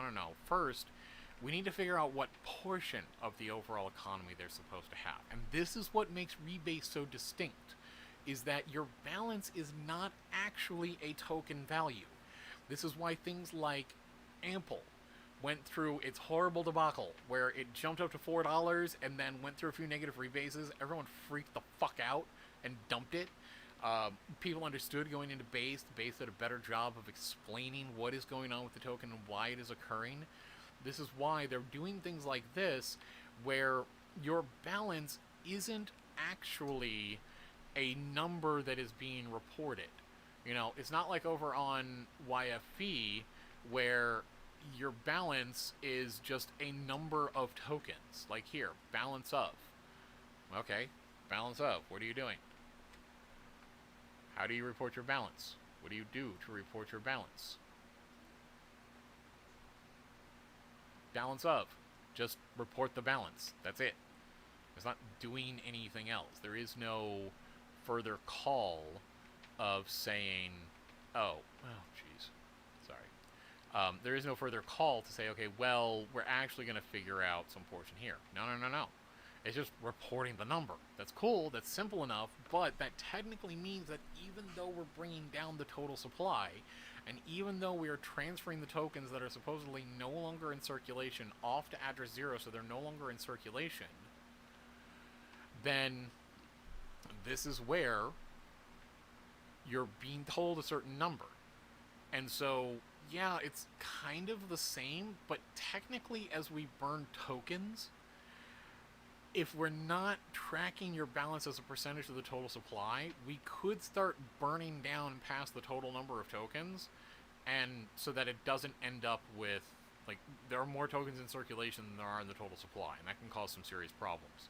So, here, what is actually happening is going through this GONS per fragment by taking the fragment and saying, okay, we've got, this is all the initial little pieces of that, and then we're dividing up that to say, okay, well, what is the relationship between number of fragments and one token, right? How many fragments, how many portions of a YELD does it take to equal one YELD? Kind of like it takes 100 cents, 100 pennies to make $1. Well, this is adjusting that number. And this is saying, okay, we're adjusting the supply, but we want to make sure that we don't fuck around with anyone's actual value. So instead, we're going to do this calculation and say, okay, because we've reduced the total supply, we're now going to be adjusting that relationship by the total supply. So we're going to be saying, look, the total supply has gone down. We need to resolve that and work that out to how many of these fragments does it take to get to 1. We're doing this math here to establish that, okay, we're actually going to report balances as a percentage of overall tokens in the total supply, which means that as this thing changes, or as rebasing tokens occur, technically what shows up in your wallet could change. Now, this one isn't doing that. This one, because it can't expand the supply, it can only go down, it doesn't need to account for having to change your balance. Thus, why a lot of these divisions that we find in other EFI or rebasing tokens are, they're hard coding certain things here, and the math doesn't seem like quite sensible. Well, that's because it's sensible in the sense that we're not ever looking to expand the supply. We're just looking to whittle it down. But the way we're whittling it down is, 1, in a more efficient operation, and 2, in a method that doesn't fuck your value. That you maintain liquidity, you maintain your value, and there is no chance of dilution. So, in this case, it is then emitting that rebase so that we can see, alright, when we have rebased, we're going to log that on in the transaction hash, and it'll get recorded on the blockchain. And so now, again, this is a reasonable token. It should function as expected. Only the owner can call for a rebase. The owner can adjust the supply by whatever value they want by passing it in. It will ignore any entry of 0 and say, fuck it, there's obviously no work to do. And if the total supply is greater than the supply delta, the number to change it by, then it's gonna have some fucking error here. This subtract just won't work.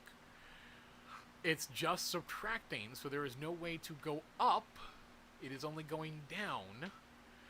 And it is, in doing that, it is going to be adjusting that max supply and making those changes. And in handling that and doing it like this, and by having a balance of that reports it based on this GONS calculation, where it is kind of working out, okay, how many fragments to a YELD? Well, it goes through and it works. So, as I said, I've been here a while. It's been fun.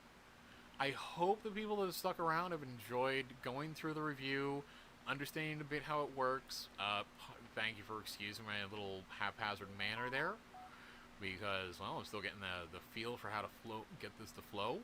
And by all means, if you like this, like, subscribe, share the video. I'll be archiving it for, other people's later perusal.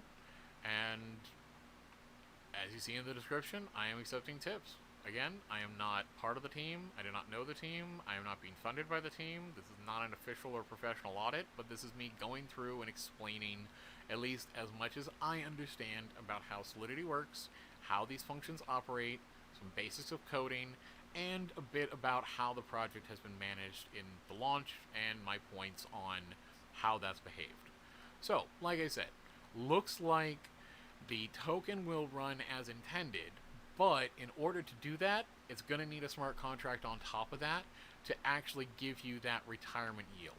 So, no reason to suspect anything, no reason to be worried if this seems like a safe enough place to put money, but understand going in that we do not have the retirement yield management yet, so this is not happening, and it's not part of the token yet. No reason to indicate that it's not, just being clear, not yet. And in looking in this right now, there is a wallet that is the owner of this contract. They have control of this contract, and the way it runs right now is they can call this rebase operation and adjust the supply. Now, I will point out that while these things are risked, because technically a human has charge of this, and technically it's not tied into a governance system, it's still very early in the industry. It's still very common for these sort of things to be happening. Part of it being that we just don't have good standards and practices, good best practices, and we just don't have much good infrastructure around things to assist us in deploying these. I know they exist. I'm just pointing out that for a small team that's got a lot on their hands and is very new to this whole field, because this whole field is very new, it's understandable that things like this are going to be happening. So I would say accept that there are going to be some risks. There always are. As with anything, only invest what you can afford to lose. Don't bet the mortgage on this. But the code seems to be written well. The code seems to be stable. There are no bugs. It is elegantly handled. It is a properly implemented, inherently deflationary token, doing that by adjusting supply through a negative rebase or debase operation. We do not have the contracts that manage the retirement yield payout, and we do not have the contracts that will actually manage this rebase operation. Right now, that rebase operation, which can only lower the total supply, will, be managed by the owner. And right now, that is a contract that a human being has access to. It's also the one that has all the tokens. But with those risks in mind, if you would like to invest, good luck. I hope this is your moonshot. And this is the Doge, signing out.